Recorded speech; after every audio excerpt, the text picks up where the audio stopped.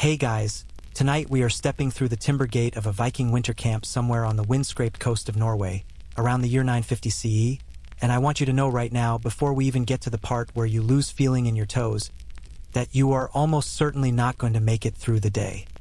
Not because you're weak, necessarily, but because the world you're about to enter was specifically shaped by centuries of brutal trial and error, and the people who built it had a head start on you of roughly 40 generations.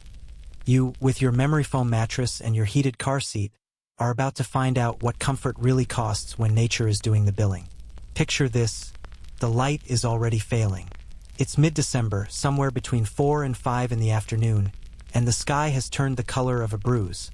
Deep purple at the horizon, fading to a sickly gray above your head. The wind is coming off the fjord, and it has a personality. It's not just cold. It's personal, the kind of cold that finds the gap between your collar and your jaw and sets up permanent residence there. You can smell wood smoke and animal dung, and something fermented that you can't quite identify yet but will come to know intimately in the days ahead. In the middle distance, the silhouette of a longhouse sits low and dark against the snow, like something that grew out of the earth rather than being built on it. So, before you get comfortable, take a moment to like the video and subscribe, but only if you genuinely enjoy what I do here. And if you want to drop your location and your local time in the comments, I always love knowing where in the world people are listening from. Whether you're tucked up in bed in Melbourne at midnight or inexplicably still awake in Toronto at 2 in the morning. Hello, welcome, I'm glad you're here. Now, dim the lights, maybe turn on a fan for that soft background hum, and let's ease into tonight's journey together. You are standing just outside the camp's boundary, and already the environment is working against you. The ground beneath your feet is not the clean, picturesque snow of a Christmas card. It is a compressed, dirty, gray-brown crust of ice and mud and things you'd rather not investigate too closely, churned up by boots and hooves and the general business of several dozen people living in close proximity to their livestock. The path leading to the main gate, and gate is generous. Its 2 heavy wooden posts with a crossbar and a leather curtain weighted down with river stones, is rutted deep enough to turn an ankle, and your modern footwear is doing absolutely nothing useful right now. Let's talk about where you are, geographically and historically, because the setting matters enormously to everything that comes next. Scandinavian winter camps of the Viking Age, roughly 793 to 1066 CE, though historians still argue whether those bookend dates are truly meaningful or just convenient, were not the romantic, horn-helmeted fortresses that popular culture has been selling you since the 19th century. They were working settlements, functional, pragmatic, shaped entirely around the problem of surviving a northern winter with the tools and knowledge available at the time. The camp you're approaching tonight would have been home to perhaps 30 to 60 people, a jarl or local chieftain with his household, several free farmers and their families, a handful of craftspeople, a blacksmith, maybe a weaver, a woodworker, and some thralls, which is the Old Norse word for slaves, a fact that sits uncomfortably in the historical record but needs to be acknowledged honestly. The site itself has been chosen with careful attention to the landscape. It's tucked against a hillside to the north, which breaks the worst of the Arctic wind. There's a freshwater stream maybe 200 meters to the east, frozen solid right now but accessible if you know where to break through.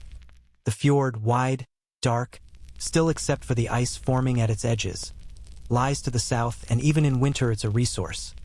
Fish beneath the ice, seabirds on the rocks, and the psychological reassurance of an escape route if things go very wrong. Vikings were, above almost everything else, practical people.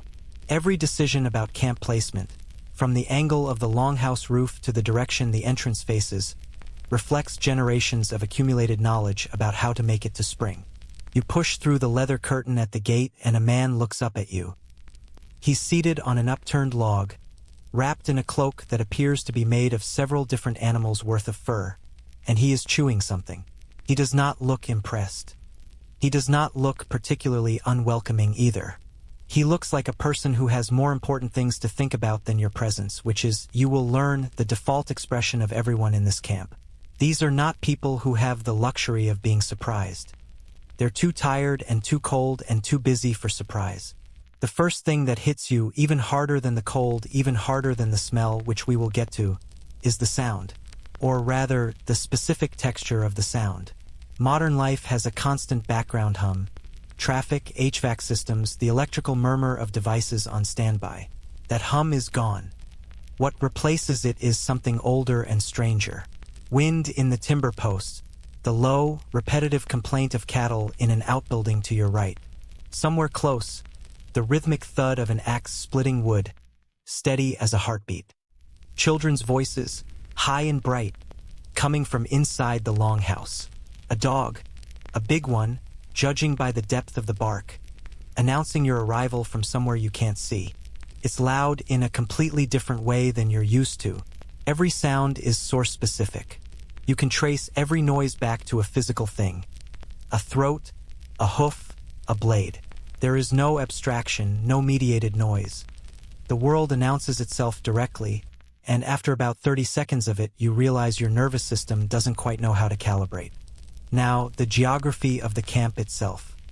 Viking winter settlements of this period followed a fairly consistent layout, at least in the archaeological record, and we have remarkable evidence from sites like Borg in the Lofoten Islands, Hedeby in what is now northern Germany, and Stong in Iceland, all of which have given archaeologists enough structural remains to reconstruct the basic logic of how these camps were organized. The longhouse dominates. Everything else orbits it. It is the gravitational center of the settlement, the place where the fire never goes out, where the animals sleep alongside the humans in winter, where food is prepared and consumed and debated and stored. Radiating outward from it are smaller structures, a smithy, identifiable by the low stone forge and the scorch marks on the ground around it.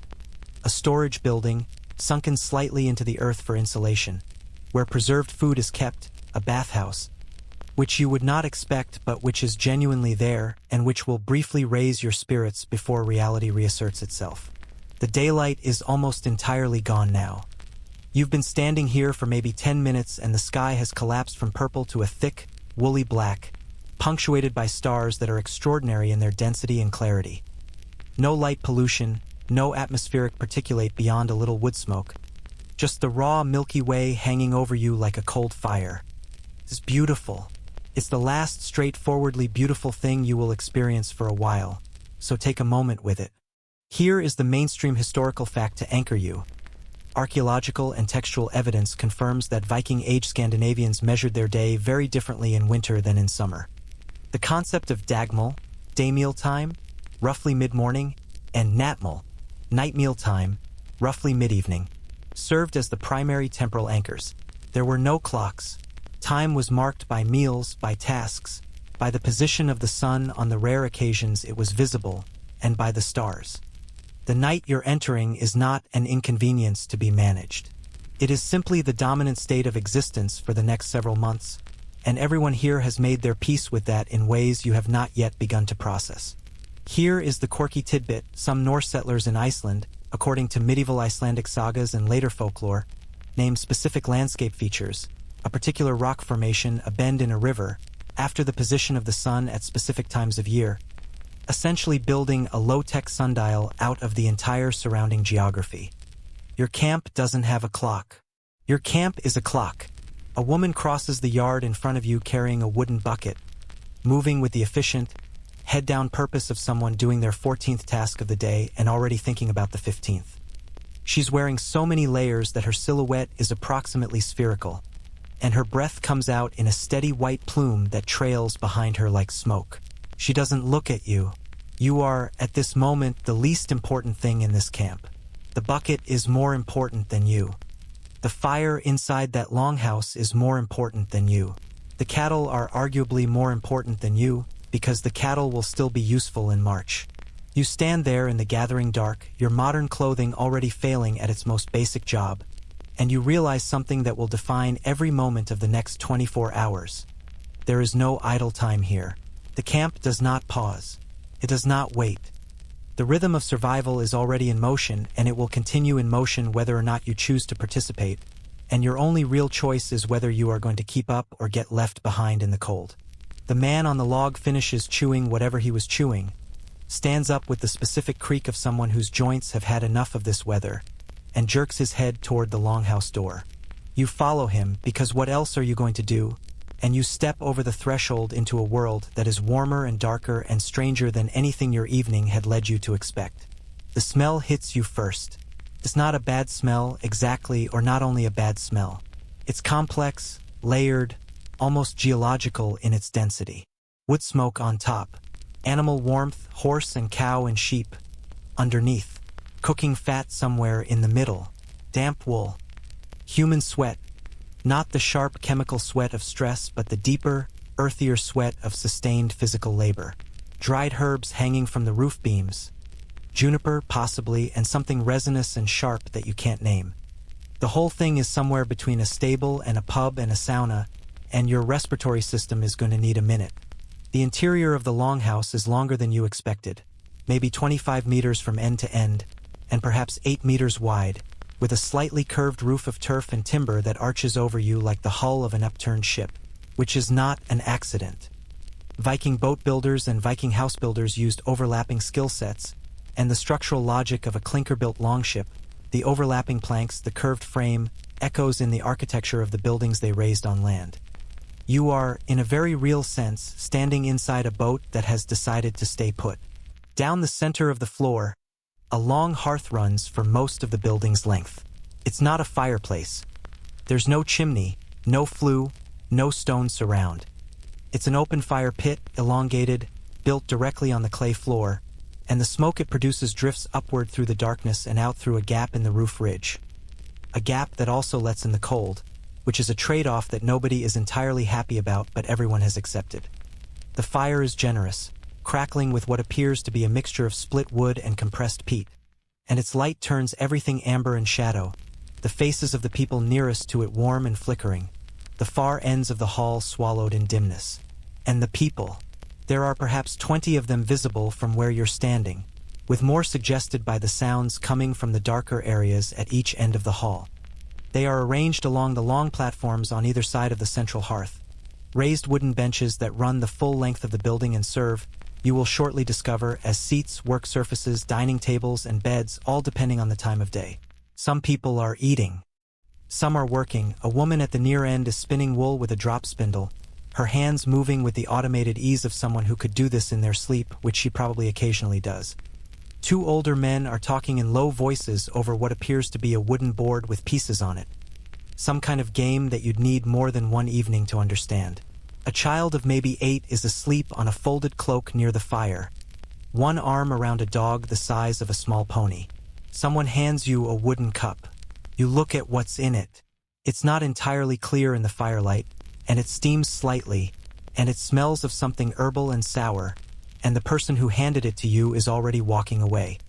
This is your introduction to Viking hospitality, which is genuinely, historically documented as being a significant cultural value. The obligation to offer food and drink to a traveler was taken seriously in Norse society, bound up with social honor and the expectation of reciprocity, but which in practice right now means that someone has given you a cup of something unidentified and left you to figure out the rest.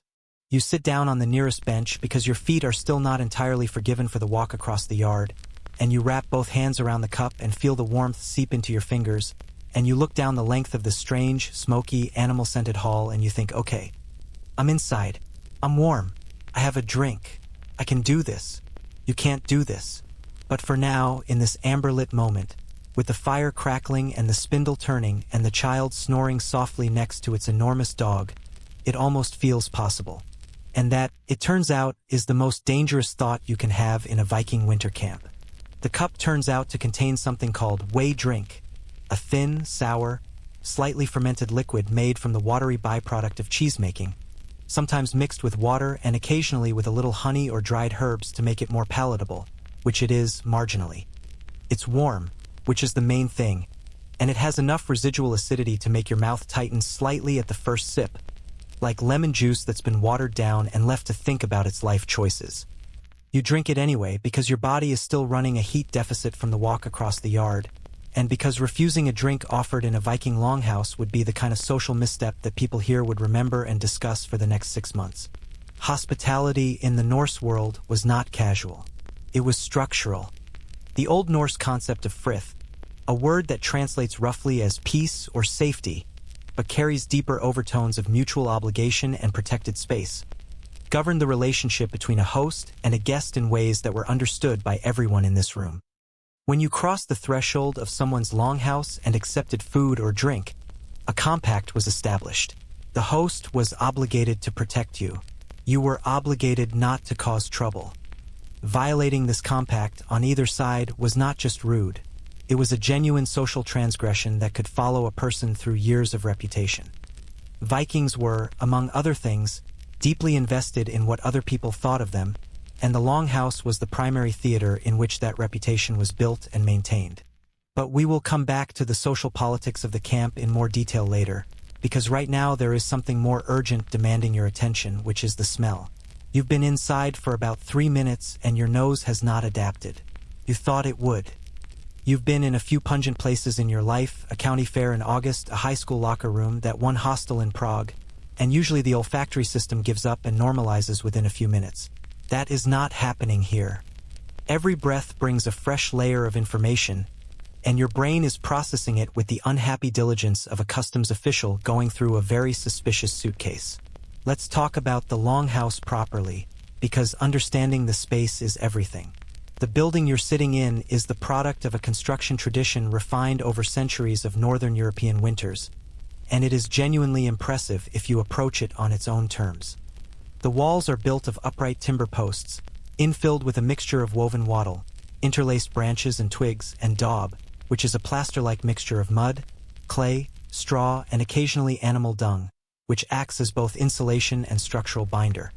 The exterior, if you could see it in daylight, is rough and organic-looking, slightly shaggy where the daub has cracked and been repaired, the whole thing partially buried under a drift of snow that is actually performing a useful insulating function right now. Like a giant cold duvet wrapped around the building's lower half. The roof is the engineering triumph of the whole structure.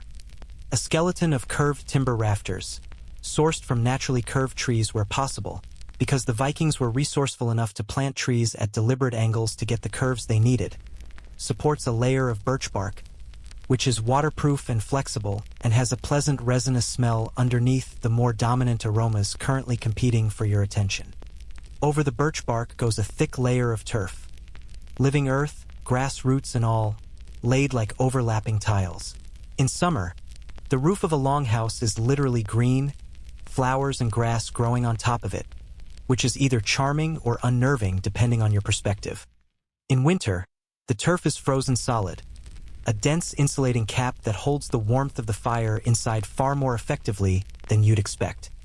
It is, when you think about it, a passive thermal system of considerable sophistication, built entirely from materials that exist within walking distance of the site.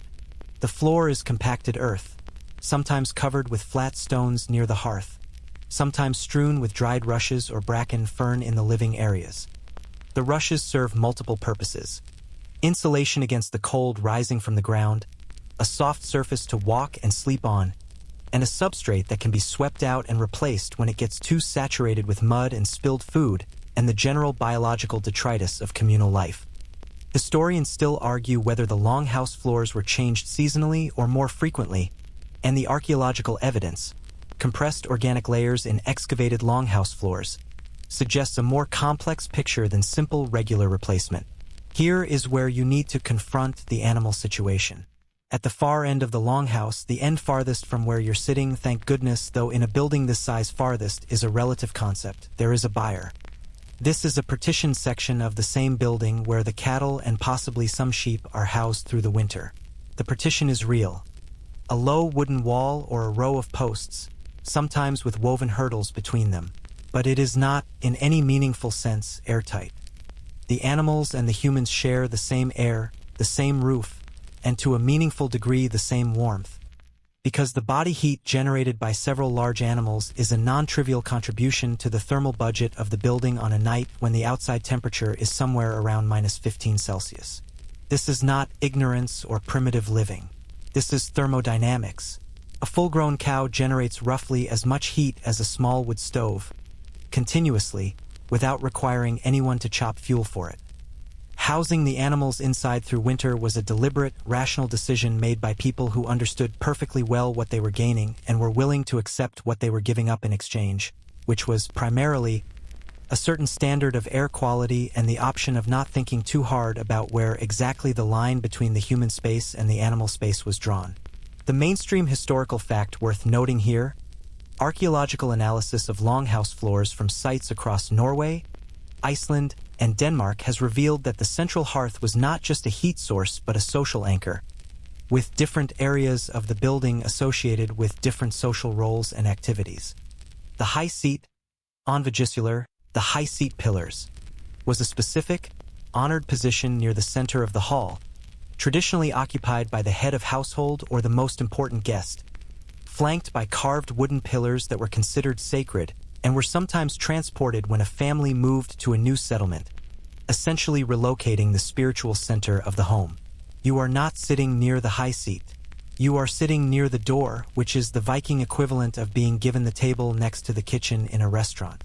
It is not an insult, exactly. It's just a very clear indication of where you currently rank in this social ecosystem. Now let's talk about what everyone is actually doing, because the activity level inside this longhouse at what you'd think of as evening is significantly higher than you expected. You had perhaps imagined Vikings sitting around a fire in peaceful reflection. Maybe someone strumming a lyre, mead flowing, the general ambience of a soft-lit tavern. That is not what is happening. What is happening is work. It is always work. The rhythm of a Viking winter camp is defined by the interplay between the short, brutal days of outdoor labor and the long, dark hours of indoor production. And the indoor production is taken just as seriously as the outdoor kind. The woman with the drop spindle is producing thread. Her raw material is fleece from the sheep in the byre, the same sheep who are contributing to the atmospheric complexity of the room, which has been cleaned, carded into long fluffy rolls called roving, and is now being twisted into yarn with a weighted spindle that she sets spinning with a practiced flick and then lets drop, the weight keeping tension on the growing thread as the spindle turns. She will spin for hours tonight. The thread she produces will eventually be woven into cloth on a large upright loom. You can see the loom frame leaning against the wall behind her, a tall wooden structure strung with weighted threads, and the cloth will become clothing, bedding, sailcloth, or trade goods. Nothing is decorative. Everything feeds back into survival. Near her, a man is repairing a leather harness by the firelight, his needle pushing through thick hide with the patient persistence of someone who knows that a broken harness in the middle of a winter journey costs more than the hour it takes to fix it now. Opposite him, an older woman is doing something with dried plants, sorting, crushing, bundling. And the smell that comes from her work is sharp and herbal and cuts pleasantly through the ambient funk of the room. She's a healer, you'll later learn, or at least the person in this camp who has the most systematic knowledge of what plants do what, and her winter work includes maintaining the medical stores that will be needed when, not if, people start getting sick in January. We will have reason to be very interested in her later. The two men with the board game are playing Nefadafel, which is a Norse strategy game played on a grid with two unequal forces. One side protecting a king piece trying to escape to the edge of the board, the other side trying to capture him. It predates chess in Scandinavia and requires genuine strategic thinking. Pieces have been found at archaeological sites from Ireland to Russia, suggesting it was played across the entire Viking world. The men playing it are not relaxing in the modern sense. They are engaged, focused, occasionally murmuring something to each other in tones that suggest genuine competitive investment. One of them makes a move and the other one closes his eyes briefly with the expression of a man who has just remembered that he left the stove on, which in this context would be catastrophically literal. The light inside the hall is doing something interesting. The central fire provides most of it, but there are also small oil lamps, shallow stone or clay dishes filled with animal fat, with a twisted fiber wick floating in them, placed at intervals along the benches and hanging from the roof beams. Their light is small and warm and very yellow, and it creates a visual effect somewhere between intimate and slightly eerie. Bright cones of amber close to each lamp, pools of firelight around the hearth, and then deep shadow pulling at the edges of the room where the roof curves down. Human eyes are extraordinarily good at adapting to this kind of light. You've spent your whole life in spaces lit to roughly office meeting standards, and your pupils are currently doing their best. But the truth is that the people around you see this room more clearly than you do right now. Their eyes have adapted over a lifetime to working and living in firelight, and you're going to be bumping into things for the next hour. The quirky tidbit that belongs here: the fat used in Norse oil lamps was frequently rendered from fish livers, particularly cod and other North Atlantic species. in coastal settlements, which means that the gentle, homey lamplight of a Viking longhouse came with a faint undertone of fish oil smell baked into the very atmosphere of the room. The light that these people read by, sewed by, played games by, and fell in love by smelled faintly of the sea. There's something almost poetic about that, unless you're the one smelling it right now, in which case it's just one more sensory layer in an already complex evening. You shift on the bench and realize your lower back is already registering a complaint. The bench is hard, it is a plank of wood, because that is what it is, and the thin folded textile that someone has placed on it as a cushion is doing its best but was not designed for someone who spent the last decade in an ergonomic office chair. You are going to sleep on this bench tonight. The same bench you are sitting on right now is going to be your bed, and your mattress will be a straw-filled sack if you're lucky, or a folded wool blanket if you're not, and your pillow will be your own rolled-up cloak. And somewhere around 3 in the morning you will develop a very sincere appreciation for memory foam that will stay with you for the rest of your natural life. The child by the fire stirs, and the enormous dog raises its head and looks at you with slow, amber eyes, and then lowers its head again. The dog has decided you're not interesting enough to monitor. This is either reassuring or slightly insulting, probably both. Someone adds wood to the fire. A practiced, unhurried motion, 2 thick splits of birch laid at the end of the log nearest to you, and the fire responds with a brief surge of light and a small shower of orange sparks that drift upward through the smoke and vanish. The room expands and contracts with the light. The faces nearest to the hearth bloom into warmth and detail. The shadows at the ends of the hall deepen fractionally. The rhythms of the evening continue. The spindle drops and rises. The harness needle pushes through hide. The nafatiful pieces click softly against the wooden board. And underneath all of it, like a bass note in a piece of music you can feel more than hear, the wind continues its work outside, sliding under the door curtain in cold pulses, finding the gaps in the turf roof where the daub is cracked, reminding everyone inside that the warmth of this room is not a given. It is an achievement. It is the result of every log split, every turf layer laid, every crack redaubed, every animal housed inside through another night. The cold is not the background. The cold is the constant, and the warmth is the exception that has to be built and tended and defended every single day. You pull your knees up slightly and hold your cup in both hands and listen to the fire, and somewhere near the back of your mind a thought is forming.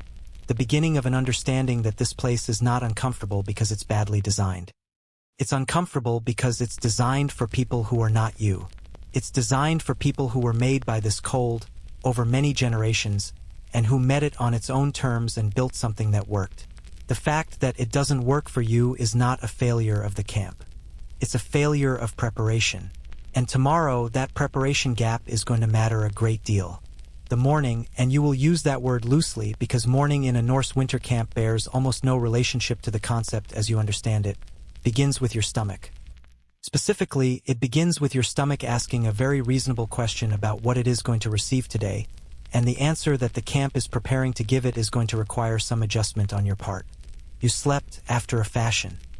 The bench was exactly as unforgiving as advertised, and sometime around what you estimate was midnight you were briefly woken by one of the cattle shifting position in the byre and producing a sound that, in the darkness of the hall, was alarming until you remembered where you were, and then was merely unpleasant. You pulled your borrowed wool blanket tighter and found a position that distributed your weight across the fewest possible pressure points and drifted back into something that was adjacent to sleep, if not quite the genuine article. Your back has opinions. Your neck has a formal complaint. Your left hip is drafting a strongly worded letter. But you're awake now, and the hall is already in motion. This is the thing about Viking winter camp mornings that will recalibrate your understanding of the word early. There is no lying in. There is no snooze button, no slow scroll through your phone, no gradual negotiation with the ceiling about whether today really needs to begin. The fire needs feeding before it goes out. The animals need tending before they become distressed.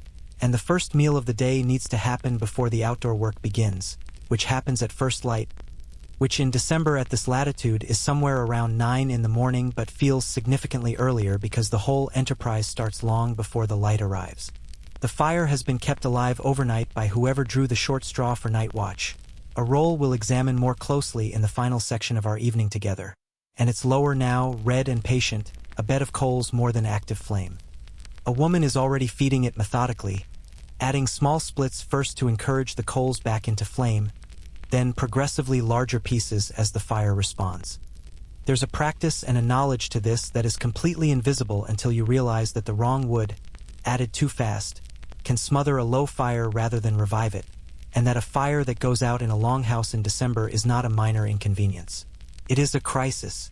The smell of food is beginning to work its way through the hall, and it's the smell that gets you upright and moving toward the fire with the rest of the household.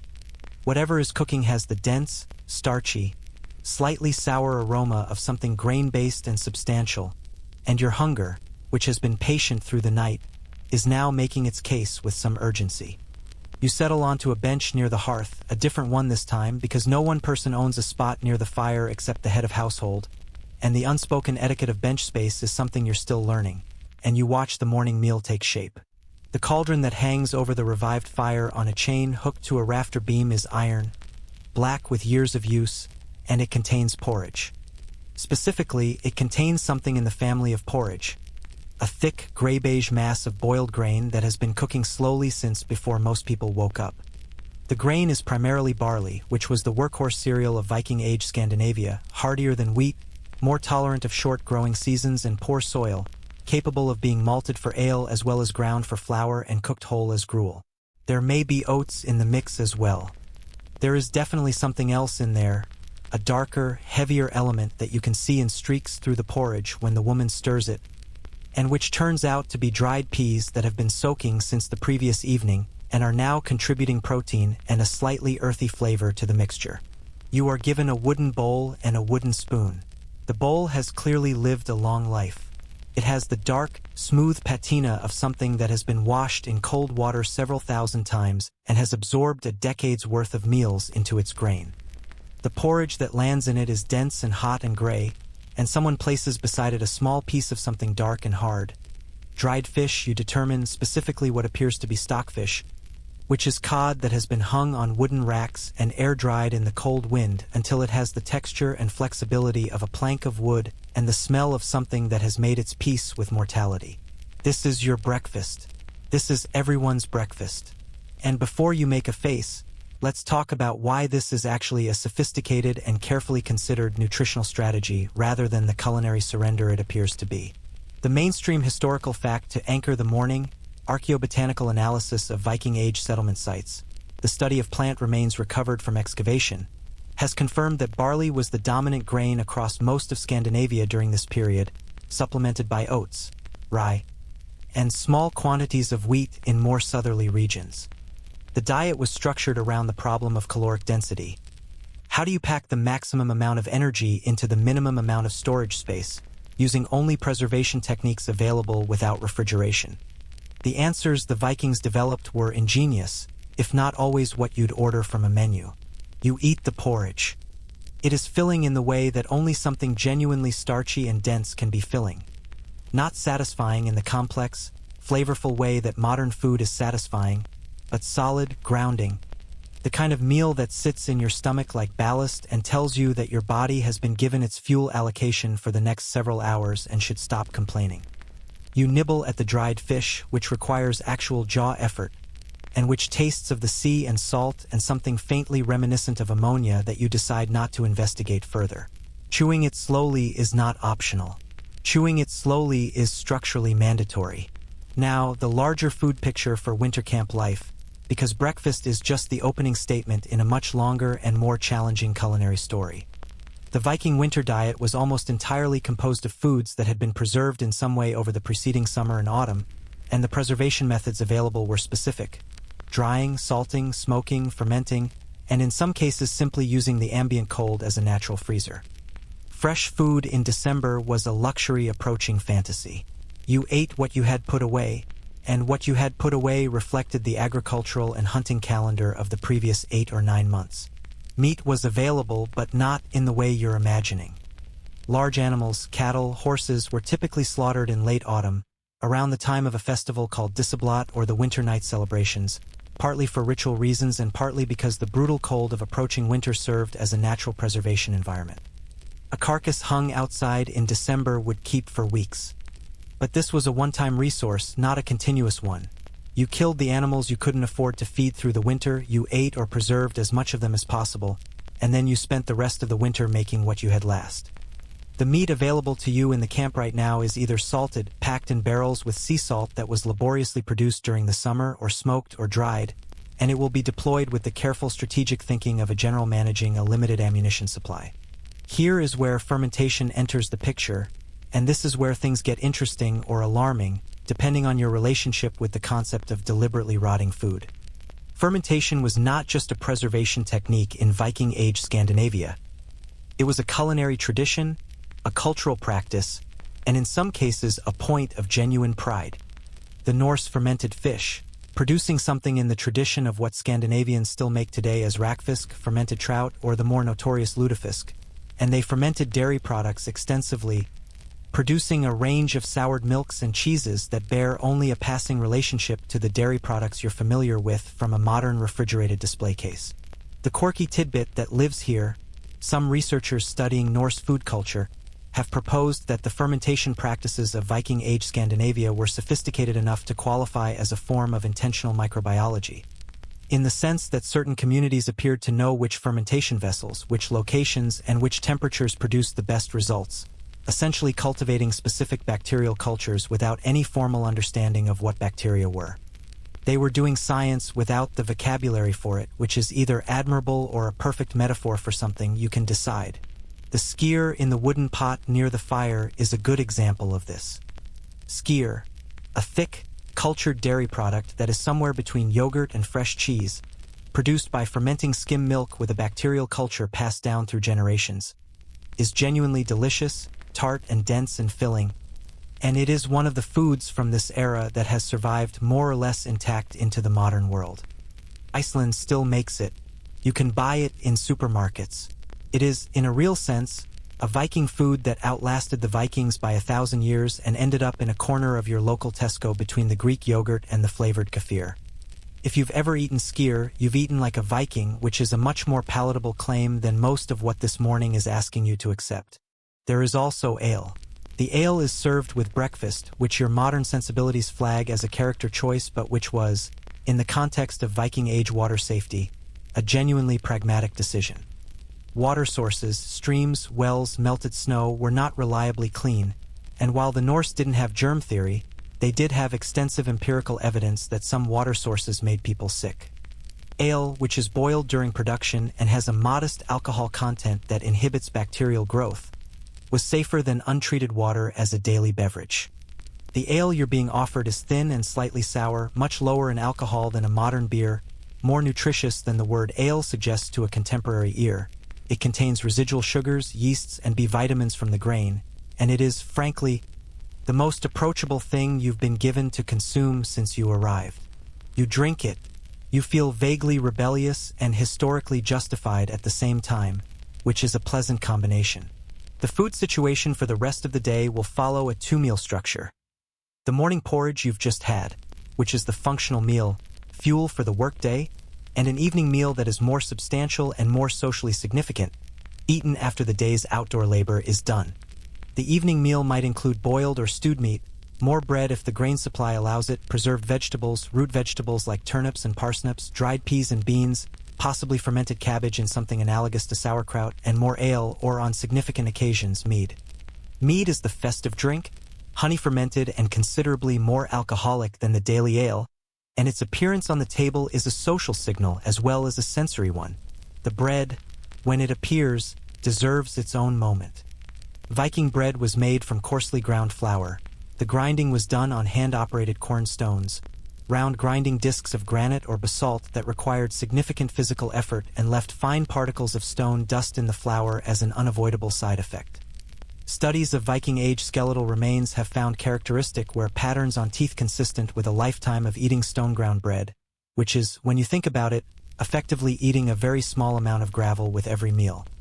Historians still argue whether the Norse were aware of this dental erosion effect and whether any attempts were made to refine the flour more carefully, or whether it was simply accepted as an inevitable cost of the bread-making process. The bread itself is flat and dense, leavened with sourdough starter if possible, unleavened if not, baked on a flat stone near the fire or in a shallow pan, and it is the kind of bread that makes a modern artisan loaf look like a cloud. It is dark and chewy and slightly sour, and it has the caloric density of a very serious decision. A single piece of it, about the size of your palm, will fuel a man through several hours of physical labor, which is exactly what it was designed to do.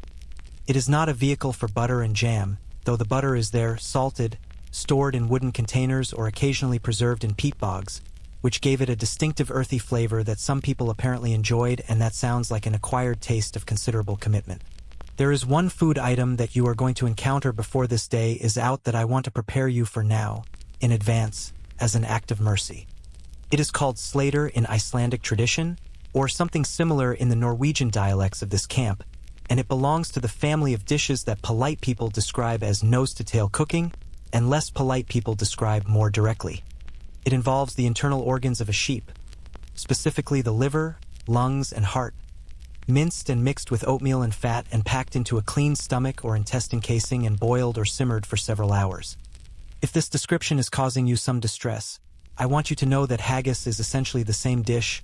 Scottish haggis is beloved by an entire nation, and the underlying logic, waste nothing, use everything, make the organ meats palatable by cooking them with grain and fat, is perfectly sound. None of that information is going to make the moment any easier when it arrives, but at least you'll have context. You finish your porridge and your stockfish and your morning ale, and you set your wooden bowl down on the bench and look around the hall, which is now in full morning motion. The fire is high and purposeful. Children are being sent on errands. Men are pulling on outer clothing with the purposeful efficiency of people who know exactly what the day requires of them and are already several mental steps ahead of the current moment. The morning meal is over in 20 minutes. There is no lingering, no second cup of coffee, no slowly reading the news, and the camp is pivoting with remarkable speed from the warmth of the morning meal to the cold requirements of the day. And you realize, with a sinking feeling that settles somewhere just below your morning porridge, that you are expected to be part of what happens next. The clothing situation needs to be addressed immediately, because in approximately 4 minutes you are going to be expected to go outside, and what you are currently wearing is not going to participate meaningfully in that endeavor. Whatever you arrived in, let's say a modern winter jacket, thermal underlayer, jeans, and boots that seemed perfectly adequate when you left the house, is about to be assessed by people who have spent their entire lives solving the problem of staying alive in this climate. And the assessment is not going to be flattering. The woman who runs the domestic logistics of this household, she is the wife of the Jarl. Her name is something that requires a throat sound your soft palate is not currently producing correctly, and she has the calm, comprehensive authority of someone who has been managing complex systems under pressure for 20 years.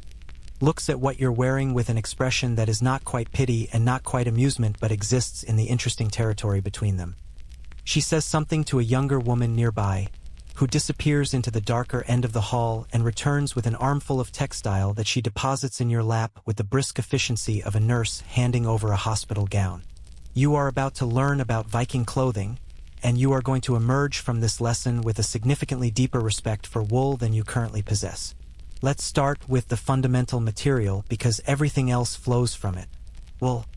Not the scratchy, loosely processed wool of a cheap sweater, not the refined merino of a modern performance garment, but Norse wool, a specific product of specific sheep, processed through a specific chain of labor that began with the animal itself and ended many hours of work later, with a textile that had properties that modern synthetic fabrics have spent decades trying to replicate. The sheep kept in Viking-age Scandinavia were a landrace breed, meaning a breed shaped by the local environment over many generations rather than selectively bred for a single commercial trait, and their fleece had a distinctive dual-coat structure, a longer, coarser outer layer that shed water and wind, and a finer, softer inner layer that trapped warm air close to the skin. You are, in other words, about to wear something that was naturally engineered for this exact climate by several centuries of evolutionary pressure and careful husbandry. The innermost layer you're handed is a linen undergarment, a loose, long-sleeved tunic that reaches somewhere below your hips. Linen was produced from flax, a plant that could be grown in Scandinavian conditions with effort, and it served as the layer that sat directly against the skin. It breathes, it wicks moisture away from the body, and it is significantly more comfortable against skin over long periods than wool, which, and this is the reason the layering system is structured the way it is, can cause irritation if worn directly against skin for extended hours of physical labor. The Norse had worked this out empirically without any understanding of textile science, and the linen underwool system they used is essentially the same base layer logic that expensive modern outdoor clothing brands charge considerable sums to explain to you. Over the linen goes a wool tunic, heavier and longer, belted at the waist with a leather strap that also serves as a convenient mounting point for a small knife. Everyone here carries a small knife, universally, as a practical tool rather than a weapon, used for everything from eating to rope cutting to the kind of minor repairs that present themselves constantly in a working camp.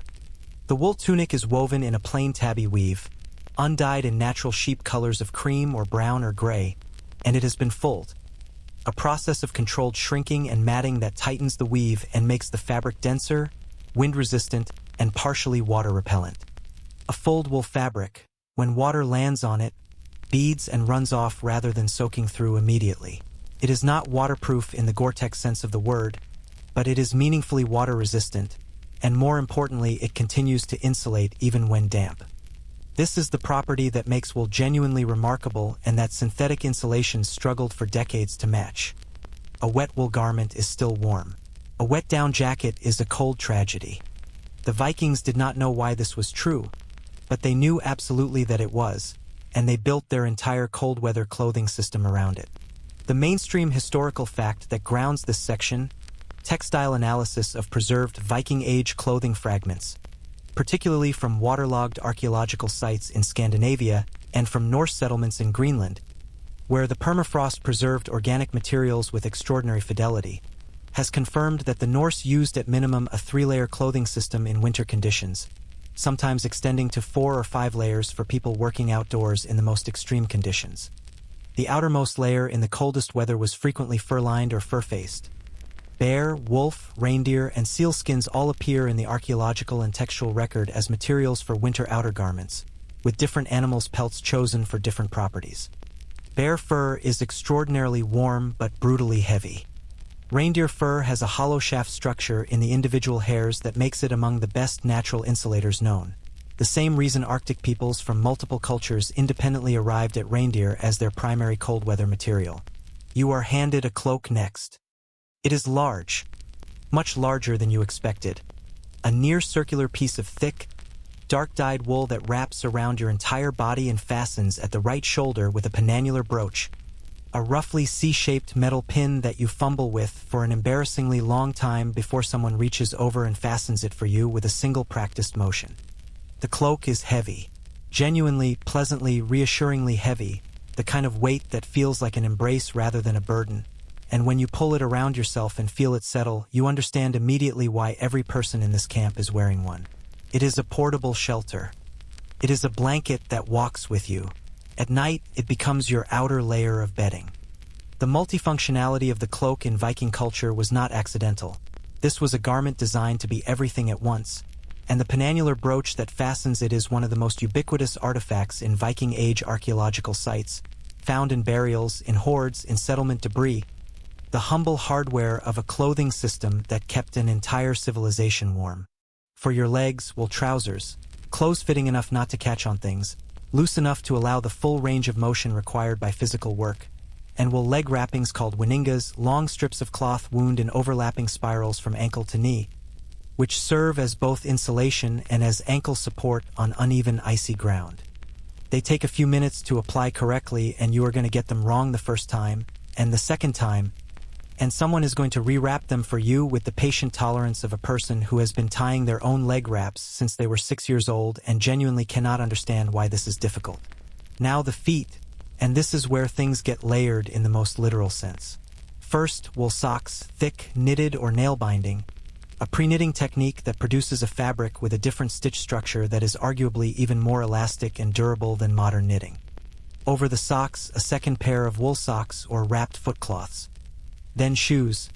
Leather, typically made from a single piece of hide with the seam on the outside, a construction method called turn shoe, where the shoe is sewn inside out and then reversed, putting the smooth hide surface inside against the foot and the rougher, more grip-providing flesh side outside. Over the shoes, if conditions are particularly bad, a sort of overshoe or crude boot made from a larger piece of hide, the fur left on and turned inward for insulation, lashed with leather thongs around the ankle and lower calf. You are now wearing, at a conservative count, somewhere between 8 and 12 distinct layers of textile and leather, and you are warmer than you've been since you arrived, and you feel approximately twice your normal width, and you move with the slightly rolling gait of someone wearing more clothing than their body knows how to negotiate. The people around you move in all this clothing with the fluid, practiced ease of people for whom this is simply what bodies look like in winter. You look like a person who lost a fight with a wardrobe. They look like they were born to this because in a very real sense they were. The quirky tidbit for this section lives in the relationship between Viking clothing and animal fat, because the textile technology of the longhouse was not complete without the maintenance regime that kept it functional. Wool garments were regularly treated with lanolin, the natural waxy oil present in sheep's wool, often supplemented with additional rendered animal fat to maintain and enhance their water-resistant properties. This treatment had to be reapplied periodically, particularly after washing, and it meant that Viking clothing had a distinctive smell that was partly wool and partly rendered fat and partly the accumulated outdoor life of the person wearing it. This is a culturally relative judgment, of course. To the people around you, the smell of well-maintained, properly lanolized wool clothing is the smell of preparedness, of competence, of someone who knows how to take care of their gear. To your 21st century nose, it is an additional atmospheric challenge on top of an already demanding sensory morning. There is a hat. You should have led with the hat, honestly, because heat loss from the head is a real and significant factor in cold weather survival, and the Norse took it completely seriously. The hat you're given is wool, fitted close to the skull, with a fold-down brim that can be pulled down over the ears, essentially the functional ancestor of a modern beanie, designed with the same understanding of where the body loses heat fastest. In very cold conditions, a second covering went over the hat. A hood attached to the cloak, or a separate hood garment that covered the head and neck and drew closed around the face, leaving only the eyes and nose exposed. Some representations in the archaeological and pictorial records suggest hoods that could be drawn right down to a small face hole, leaving only the central features visible, which sounds extreme until you've stood outside in -20 with a wind coming off a frozen fjord and reconsidered your entire position on the concept of looking cool. Gloves, or rather mittens, because mittens keep the fingers together and therefore collectively warmer than individual finger gloves, a fact that every polar researcher and Arctic explorer eventually arrives at independently, are wool, thick, possibly lined with a thin layer of fur at the wrist. And they are going to be on your hands more or less constantly from this point forward, except when fine motor tasks make them impossible, at which point you will take them off, do the task as quickly as possible, and put them back on before your fingers decide to pursue other career options. Historians still argue whether there were meaningful class distinctions in Viking clothing quality, and whether the difference between a thrall's winter clothing and a jarl's winter clothing was primarily one of decoration and dye. Expensive colors like scarlet and deep blue required imported dyes, and were status markers, or whether there were genuine functional differences in the quality of the insulation available to different social ranks. The textual evidence in the sagas suggests that fine clothing was associated with high status, but the practical demands of the climate were a powerful equalizer. A jarl who froze to death because his costly imported cloth was less functional than a farmer's practical homespun was a lesson that natural selection delivered only once per family line. You take a few experimental steps in your full winter kit and discover that the leg wraps are already coming slightly loose on the left leg, which is going to be annoying. You also discover that the penannular brooch fastening your cloak is more secure than you expected. It has a pleasing mechanical logic, the pin rotating to lock itself against the ring, and that the layered wool, once your body heat has had a few minutes to build up inside it, is remarkably effective. You are warm in a way that feels sustainable rather than temporary.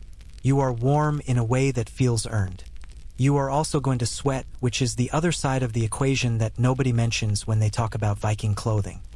The same insulating properties that keep the cold out also trap your body heat in, and physical labor in this kit is going to produce significant moisture, and the management of that moisture, not too cold, not too overheated, layering up and stripping down as conditions and activity levels change, is a skill that takes years to develop and that you are going to get wrong at least twice before lunch. The door curtain lifts, and a blast of cold air reaches through the hall and touches your face. The only part of you that is still largely uncovered, with the sharp, clean, edge of the sun, clean attention of a thing that means business. The light outside is the thin, horizontal light of a subarctic winter morning, gold-white and low, arriving at an angle that makes every shadow long and every surface glitter where the frost catches it.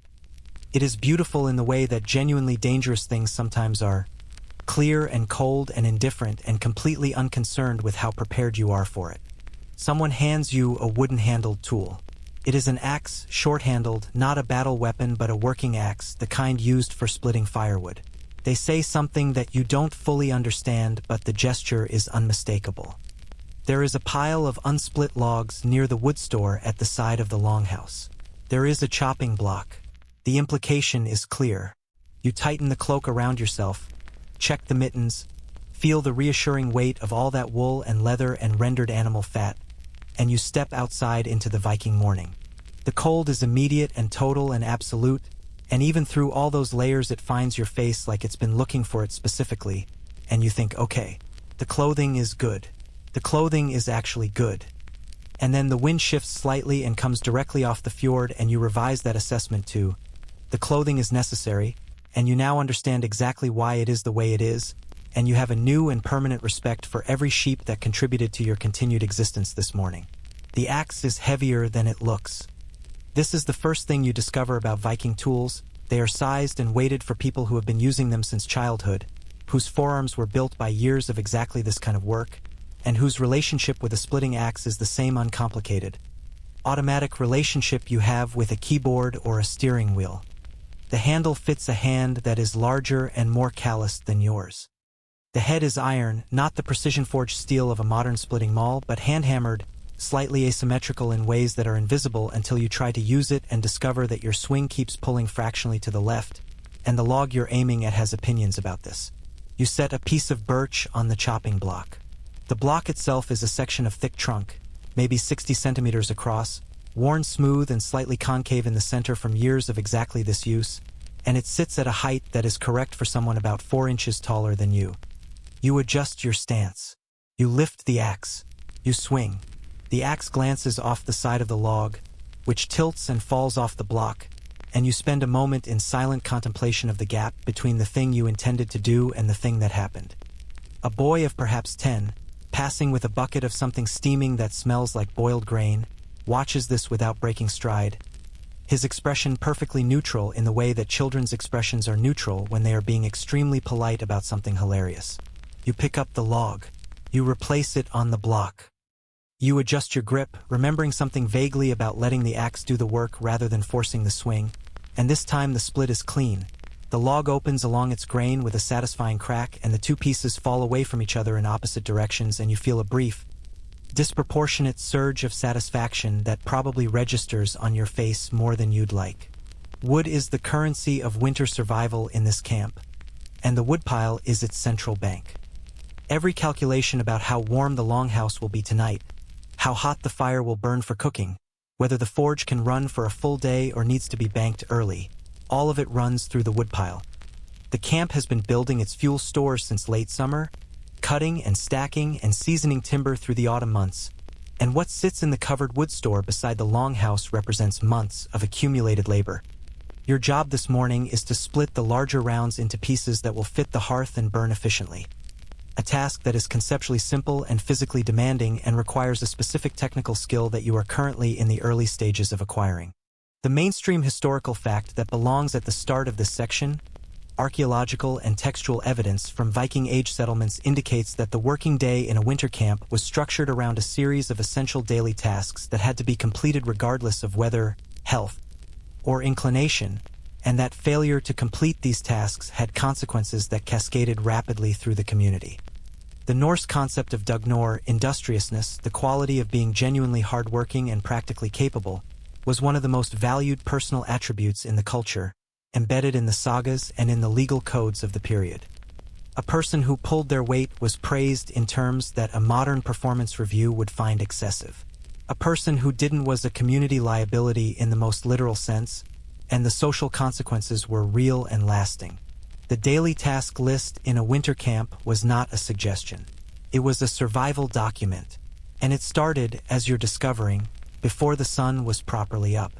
Firewood is the first item which you're currently working on. The requirement is not modest. Keeping the central hearth burning continuously through a December night and day in a building this size requires a substantial volume of wood, and the splitting, stacking, and carrying of that wood is a daily obligation rather than a periodic project. You are going to split wood for approximately the next hour, and by the end of it your shoulders are going to send you a message that is both detailed and unflattering. The second major morning task is the animals, and this is where you follow a teenage boy named, as best you can render it, Bjorn to the byre end of the longhouse and are introduced to the cattle. There are 6 of them, a mix of cows and a bull, the Norse breed small by modern standards, hardy and compact. Their coats thick and shaggy with winter growth. They have spent the night in their section of the longhouse and they are, this morning, expressing their views about various aspects of their situation with the vocal persistence of creatures who know their leverage. The smell, up close and at this hour, is a complete sensory experience that I'm going to describe as comprehensive and leave the specifics to your imagination. The cattle need fresh water, which means breaking the ice on the water trough outside. A heavy wooden mallet kept specifically for this purpose, and hauling water in wooden buckets from the stream, which is 200 meters away and partially frozen and involves a path that is currently more ice than path. They need hay, distributed from the winter fodder store in measured quantities because the fodder supply has to last until spring, and the calculation of how much to feed per day to keep the animals alive and functional without burning through the reserves too early is a genuine arithmetic problem that the adults of this camp have done so many times they can do it in their heads in the dark. They need to have their hooves checked, their coats brushed, their general condition assessed. Because a sick animal in winter is a potential crisis, both an animal welfare problem and a significant economic loss, and early detection of illness is vastly preferable to dealing with a collapsed cow in a blizzard. Bjorn moves through the byre with the quiet competence of a person who has done this every morning of his remembered life. He doesn't talk much, but what he communicates through action is a masterclass in economical movement. No wasted steps, no fumbled motions, no hesitation about what comes next. He has done this so many times that the sequence of tasks has become part of his physical memory, as automatic as your commute route or the way you navigate your own kitchen in the dark. He is 10 years old and he is better at this than you are, and he is very kindly not making a production of that fact. The quirky tidbit that fits here: Norse cattle in this period were often given names, and not just casual names but names that appeared in the family's oral records and were sometimes referenced in legal documents when the animal was sold or inherited. The emotional and economic relationship between a Viking-age farming family and its cattle was not one of detached livestock management but something closer to the relationship a modern small farmer might have with a particularly valuable and long-lived working animal. You didn't name your cattle because you were sentimental, necessarily. You named them because in a community where individual animals could represent a substantial fraction of a family's total wealth, keeping precise mental track of which animal was which, what its history was, and what its productive capacity had been was genuinely important information. The goats are next, and the goats are a different experience entirely. The cattle are large and solid, and their complaints are mostly directed at the general situation rather than at you specifically. The goats have individual personalities, ambitions, and what appears to be a coherent theory about personal space that is entirely at odds with yours. They produce milk even in winter, less than in summer, but enough to matter, and the milking is a skill that requires both technique and the cooperation of the animal, the latter being granted on the goat's terms and nobody else's. You try to help with the milking, and the goat you're assigned expresses her view of your technique in a way that is immediate and unambiguous, and Bjorn rescues both of you without comment, which is the most diplomatic thing anyone has done for you all morning. After the animals comes water for the household, not just for the animals but for cooking, washing, and the various domestic processes that require liquid water, all of which has to be hauled from the stream. The water carrying is done with wooden buckets on a wooden yoke that fits across the shoulders, distributing the weight between the two sides. The yoke is a good design. It keeps your hands free, centers the load over your hips rather than pulling from your arms, and allows a reasonably brisk walking pace without sloshing too much. You've carried 2 full loads and your lower back is registering its second formal complaint of the morning. The path between the longhouse and the stream has been worn by 1,000 such trips into a groove in the snow and ice, and the groove is helpful until it's not. until your foot finds a patch of black ice under the packed snow and you discover that carrying 40 pounds of water on a yoke changes your center of gravity in ways that make ice a significantly more serious negotiating partner. You don't fall. This is a minor triumph, and you are going to count it as one. The children of the camp are working alongside the adults through all of this, which is not child labor in the modern pejorative sense but something more nuanced. The integration of younger people into the practical work of survival as a form of education. A child who can fetch water, tend animals, split kindling, stir porridge, card wool, and identify the difference between good hay and moldy hay by smell is a child who will survive. The learning is embedded in the doing, transmitted through proximity and practice rather than through formal instruction, and the children you're watching move through their tasks with a seriousness that is not joyless. There is plenty of laughter, plenty of running and shouting in the brief, bright window of the mid-morning. But that is grounded in a genuine understanding that the tasks matter. The woodworking tasks of the late morning pull you toward the smithy, or rather toward the area near it where a craftsman is doing repair work on sledge runners. The sledge is a crucial piece of winter transport technology. A flatbedded wooden sled pulled by horses or dogs that can move loads across snow and ice that would be impassable with wheeled vehicles. The runners are the critical component, iron shod for durability and for the reduced friction of metal on ice, and the runner on the left side of this sledge has cracked near the front mounting point. A split in the wood that, if left unaddressed, will fail completely under load and strand whoever is using the sledge at the worst possible moment.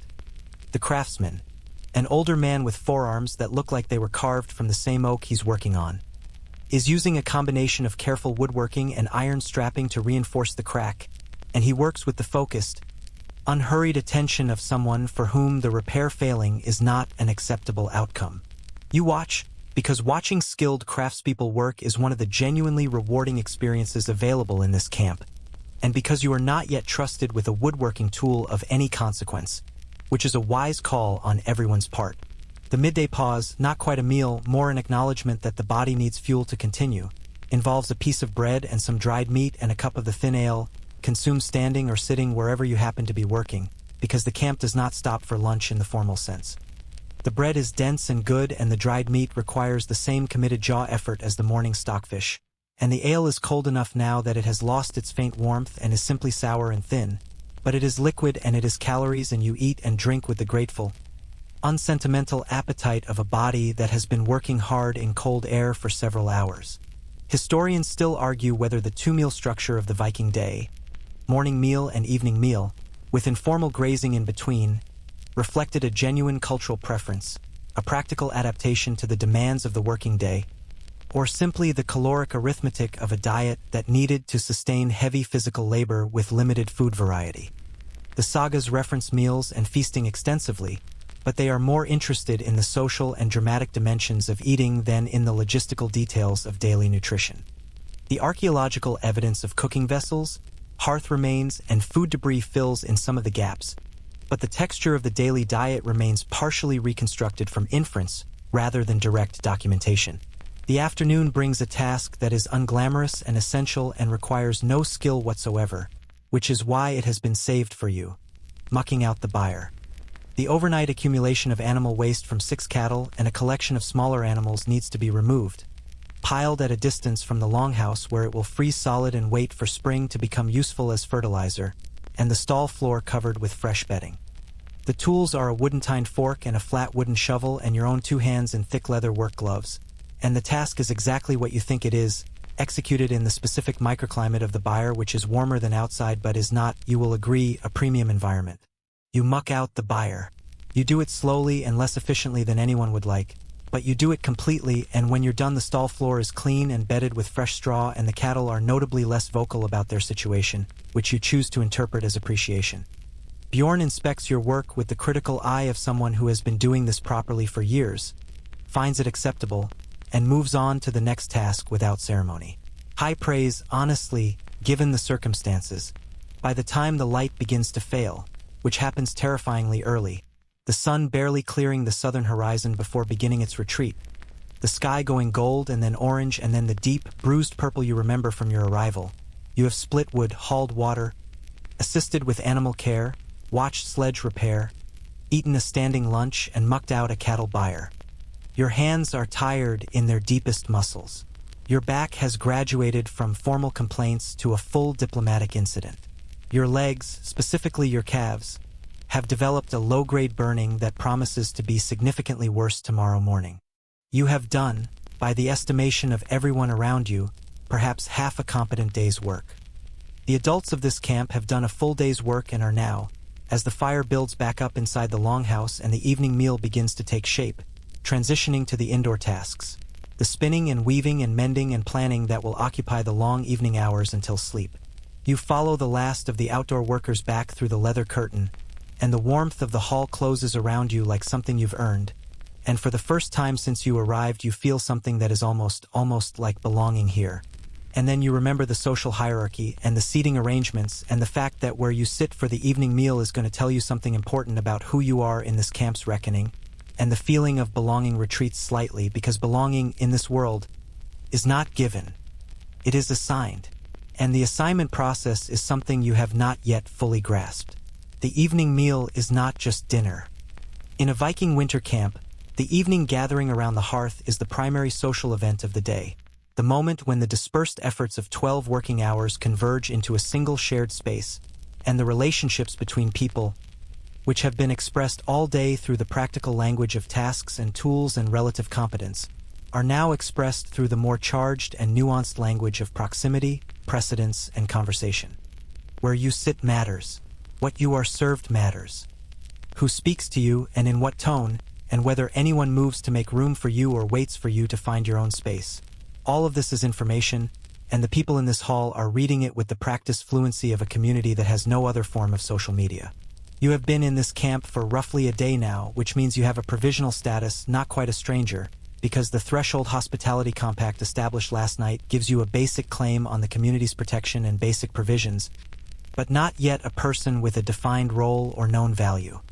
You are, in the social vocabulary of this hall, an unknown quantity, and unknown quantities are managed carefully in environments where every resource is finite and every person's contribution to survival is a matter of genuine collective interest. The high seat is occupied, as it was last night, by the Jarl. His name, rendered into something approximating its modern sound, is something like Thorvald, and he is a man of perhaps 45, which in this era and this climate represents a meaningful accumulation of survival experience. He is not physically enormous. The Hollywood version of a Viking chieftain, enormous and roaring, is a significant exaggeration of the historical average, but he has a quality of settled authority that has nothing to do with size and everything to do with the way the room orients itself around him without appearing to. When he speaks, conversations nearby pause almost imperceptibly. When he reaches for his cup, someone nearby notices and refills it without being asked. He is not performing authority. He is simply the gravitational center of this social system, and the hall arranges itself around him the way iron filings arrange themselves around a magnet. To his right sits his wife, the woman who assessed your clothing situation this morning, and to his left, tonight, sits a man you haven't seen before, an older traveler who arrived in the late afternoon with a small companion and 2 horses and was received with a level of ceremony that told you immediately he was someone of significance. He is a skald you learn through a combination of observation and the limited Norse vocabulary you're assembling in real time. A poet, a professional keeper and composer of praise poetry, the Viking Age equivalent of a combination historian, publicist, and performance artist. His presence at the table is both an honor for the household and a practical transaction. Skalds traveled between halls, composing and reciting poetry that preserved the deeds and reputation of the Jarls who hosted them, and a Jarl who hosted a good skald and was generous with his hospitality could expect to have his name and achievements circulated through a network of halls stretching across the Norse world. Reputation management through poetry. It's a remarkably sophisticated system when you think about it, and it worked. The mainstream historical fact that anchors this section. Norse society during the Viking Age was organized around a hierarchy that was more fluid and negotiable than the rigid feudal systems developing simultaneously in continental Europe, but was nonetheless real and consequential in daily life. At the top was the king, where one existed, followed by jarls, regional chieftains with significant land and followers, then the carls, free landowners and farmers who formed the broad middle of society and had legal rights, including the right to speak at the ing. the regional assembly where laws were debated and disputes adjudicated. Below the carls were the Rlar, thralls or slaves, who had no legal personhood and whose status was the most uncomfortable and morally stark element of Viking Age society for modern observers to reckon with.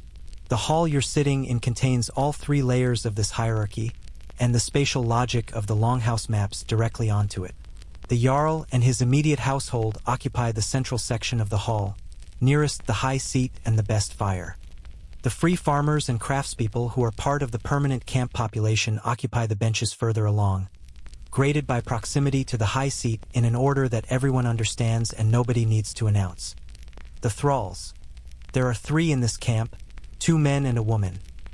Occupy the periphery, they eat after others, sleep in the least favored spots, perform the most unpleasant tasks, and exist in a legal condition that the historical record documents clearly, and that we can acknowledge honestly without minimizing its reality or spending so long on it that it dominates a larger story.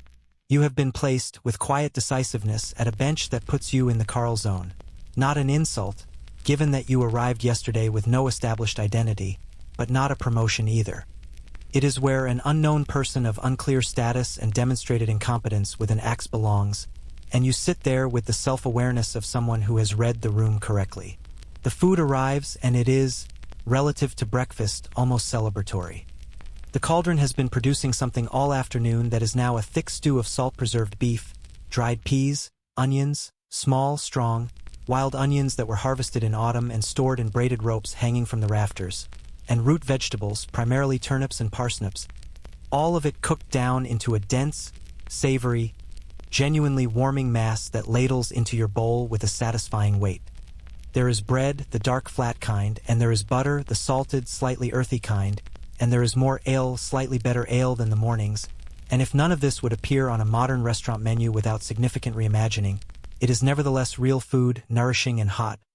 And after a day of physical labor in the cold, you are going to eat it with a sincerity that transcends aesthetics.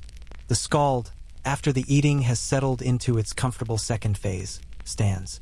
The hall doesn't so much go quiet as it collects itself, the various side conversations trailing off with the natural gravity of a room deciding to pay attention to one thing.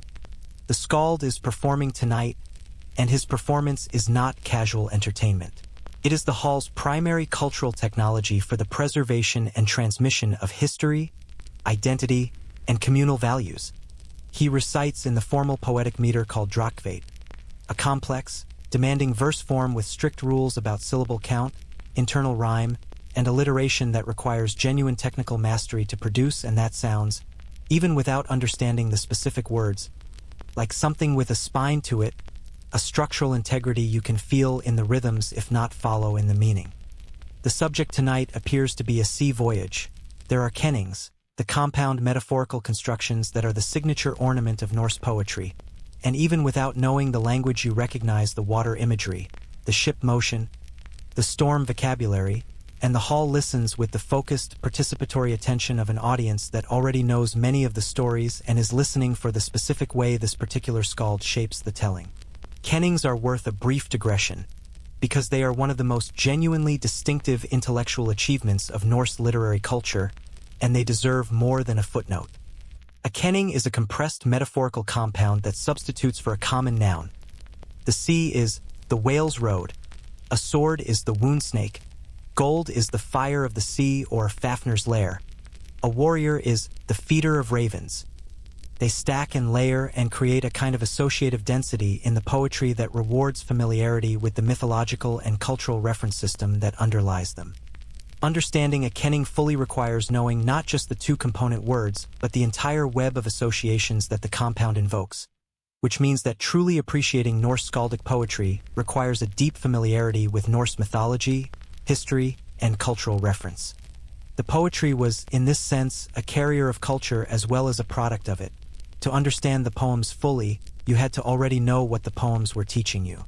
The quirky tidbit that lives here: Norse social gatherings had a specific concept called en, which referred to a category of insults or actions so profoundly dishonorable that they could justify lethal response under Norse law. The en taxonomy was extensive and specific, covering everything from accusations of cowardice to certain categories of sexual insult, and the legal framework around it was genuinely elaborate. More relevantly for the present moment, composing an unsa, a defamatory poem about someone, was a serious legal offense under certain Norse law codes, which means that the skald performing tonight has a social power that extends well beyond entertainment. He can build reputations and he can damage them, and everyone in this hall is aware of both capabilities simultaneously. After the skald finishes, the hall relaxes back into its conversational mode, and this is when you start to understand the social dynamics more granularly. The conversations around you are doing specific work. They are not idle chat, or not only idle chat, they are the mechanism through which the camp processes the day's events, negotiates the next day's plans, maintains the relationships between people who are going to spend the next 4 months in close proximity, and manages the various tensions and obligations that accumulate in any community under pressure. There is a dispute being resolved at the far end of the hall, conducted with low voices and careful language, about access to a portion of the hay store. You can't follow the specifics, but the body language is legible. 2 men, a mediating third, the gradual progression from tension to negotiation to something that looks like an agreed outcome, sealed with a handclasp and a shared cup.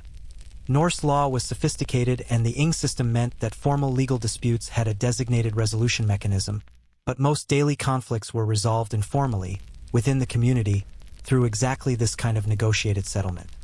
The ability to manage conflict without escalation was a crucial social skill, and a camp leader who allowed disputes to fester was a camp leader who was going to have a problem by February.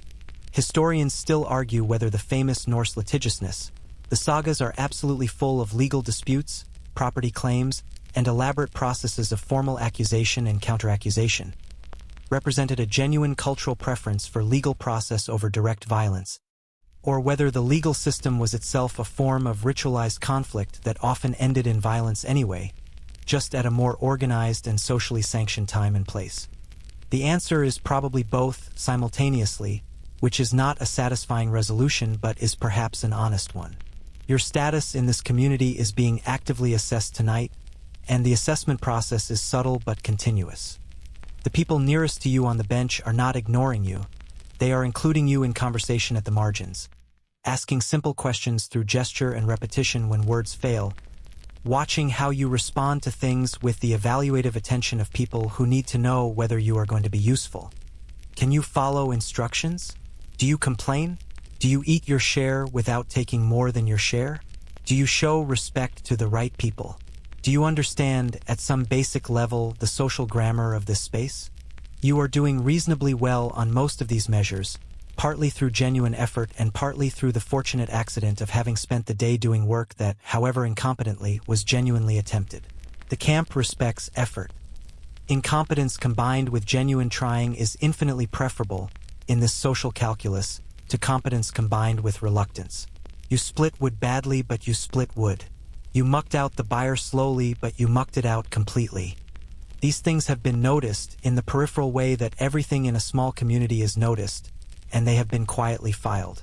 The woman who sorted herbs this morning, the healer, catches your eye from across the fire and offers something that is not quite a smile but is in the same neighborhood. A brief, assessing look that acknowledges your continued existence in the camp with something approaching approval. It is a tiny social transaction, lasting perhaps 2 seconds, and it lands with the disproportionate warmth of all small acts of acceptance in unfamiliar environments. You are not one of them, but you are provisionally acceptable. For now, the ale has been flowing at a rate that is meaningful but not reckless.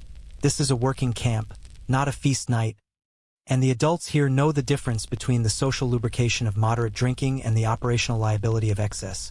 And the hall is warm and loud with the specific sound of people who have worked hard together and are now resting together, the conversation overlapping and interrupting and resuming in the organic, comfortable way of people who know each other well. The thralls have eaten and are clearing the wooden bowls, moving quietly through the hall with the practiced invisibility of people who have learned that the safest way to exist in their situation is to be efficient and unobtrusive. It is an uncomfortable thing to watch, not because anyone is being actively cruel. The scene is mundane rather than dramatic, but because the structural reality of their situation is visible in every small economy of movement, every careful navigation of the social space. The historical record is clear on this point. Thraldom in the Viking world was a real institution with real human consequences, and acknowledging it honestly is part of understanding the world you're currently sitting in. The Skald is talking quietly with the Jarl now, a private conversation conducted in low tones while the hall does its evening work around them. Whatever they are discussing has the focused quality of business rather than pleasure. There is a map or a document of some kind on the table between them, a piece of vellum with marks on it, and the Jarl is listening with the particular attention of someone receiving information that requires action. Tomorrow's world is being planned tonight, as it is every night in this hall, because the thing that keeps a Viking winter camp alive is not any individual act of strength or skill but the continuous, daily work of planning and coordination, knowing what needs to happen, deciding who will do it, and building the social consensus that allows those decisions to be implemented without friction. You sit with your ale and your bread and your tired muscles and your new understanding of what hierarchy looks like when it is functional rather than merely ornamental, and you watch the fire and the fire watches back. And somewhere near the far end of the hall someone starts to play a simple melody on a small stringed instrument. A lyre, perhaps, or something in the same family, and the notes move through the hall like something the smoke carries, thin and sweet and older than the building they're played in. The darkness outside is not the darkness you know. You have experienced dark before. A power cut, a camping trip, the particular blackness of a country road at midnight. But those darknesses were temporary, accidental, the brief absence of something that would return. The darkness pressing against the walls of this longhouse tonight is none of those things. It is structural. It is the dominant condition of existence at this latitude in this month, and it will continue to be the dominant condition for weeks yet, easing only gradually as January gives way to February and February to the first tentative lengthening of days in March. The sun today rose at approximately 9 in the morning and set at approximately 3 in the afternoon, giving the camp roughly 6 hours of usable daylight, and even those 6 hours were not the bold, vertical daylight of summer but a long, low, amber-tinged light that never fully climbed above the southern treeline and moved across the sky with the slow trajectory of something that knows it isn't staying long. Tonight the darkness arrived at 3:30 and it will not leave until 9 tomorrow morning. That is 17 and a half hours of night, and the question of what a community does with 17 and a half hours of darkness, practically, psychologically, spiritually, is one of the most interesting and revealing questions you can ask about Viking culture, because the answer is not simple, and it is not uniformly grim, and it involves some things you'd expect and some things that will genuinely surprise you. The practical response to the long dark you've already seen.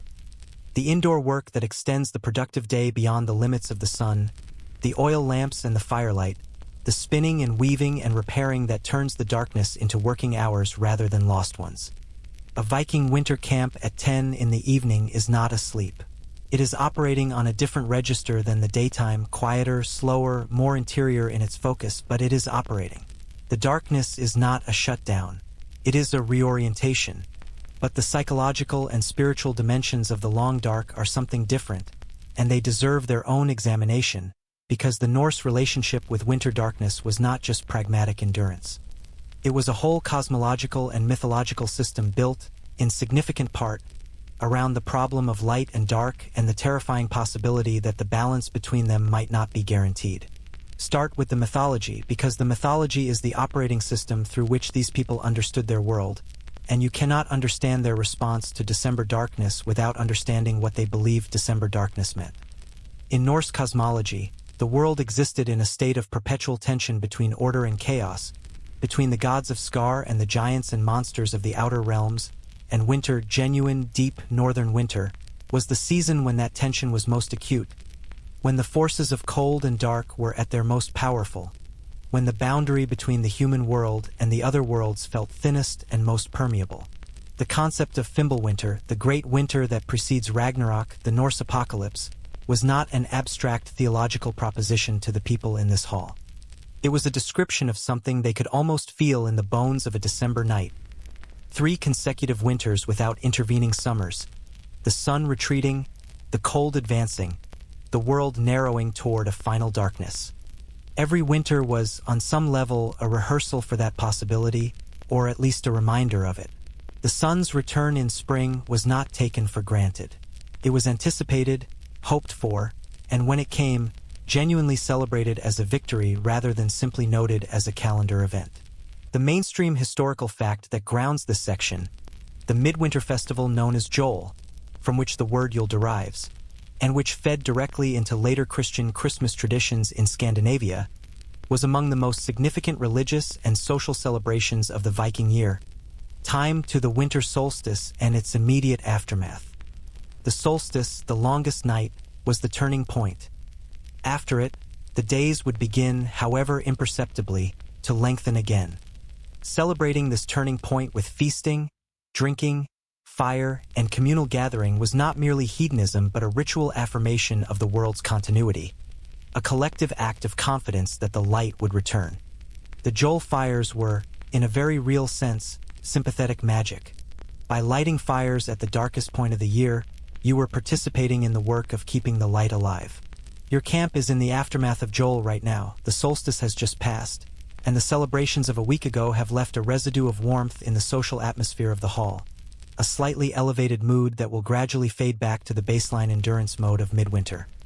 But tonight there are still echoes of the festival, a small carved wooden figurine near the high seat that is associated with one of the gods, possibly Freyr, whose domain includes fertility, prosperity, and the agricultural year, and who was particularly honored at Jol, and a certain generosity in the ale distribution that is the last remnant of the feast week spirit. The spiritual dimensions of the long dark go beyond the formal festival, though. This is the season of the Alfar, the elves or ancestral spirits, and of Draugr, the undead, and of all the various beings that Norse cosmology placed at the margins of human experience and that the darkness brought closer. The Norse spiritual landscape was populated with entities that were not gods but were not nothing, either household spirits that needed to be kept content, land spirits bound to specific features of the local geography, ancestral presences that lingered near places they had known in life. Winter was when these presences were most active and most demanding of attention, and the ritual practices of midwinter, the offerings left at particular spots, the specific foods prepared and the specific words spoken, were as much a maintenance program for these relationships as they were expressions of belief in any abstract theological sense. The healer across the fire is doing something right now that illustrates this perfectly.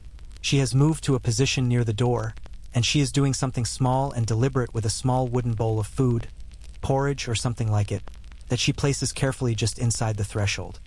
This is an offering for the Nis or Tomt, the house spirit, the entity believed to inhabit and protect the domestic space in exchange for regular small acknowledgments of its presence and its role. Historians still argue whether these household spirit practices represented a genuine parallel belief system running alongside the formal Asatru mythology, or whether they were simply folk custom operating at a different register from the high-status religious rituals associated with the gods. The distinction may be less meaningful than it appears. In a world without our category boundary between religion and superstition, all of these practices existed on the same continuum of relationship maintenance with the non-human world. You watch her complete the small ritual and return to her bench, and you think about the specific comfort that these practices might provide in a December night that is 17 hours long and black and full of wind, and you find yourself understanding it in a way that has nothing to do with whether you believe in house spirits and everything to do with the human need to feel that the night is not entirely without allies. The quirky tidbit that belongs in this darkness. Some Norse communities mark the midwinter period with a specific practice called Asatru, in which the wild hunt, Odin's host of the dead, riding through the winter sky, was believed to pass overhead during the longest nights, and people were advised to stay indoors, keep fires burning, and avoid certain locations.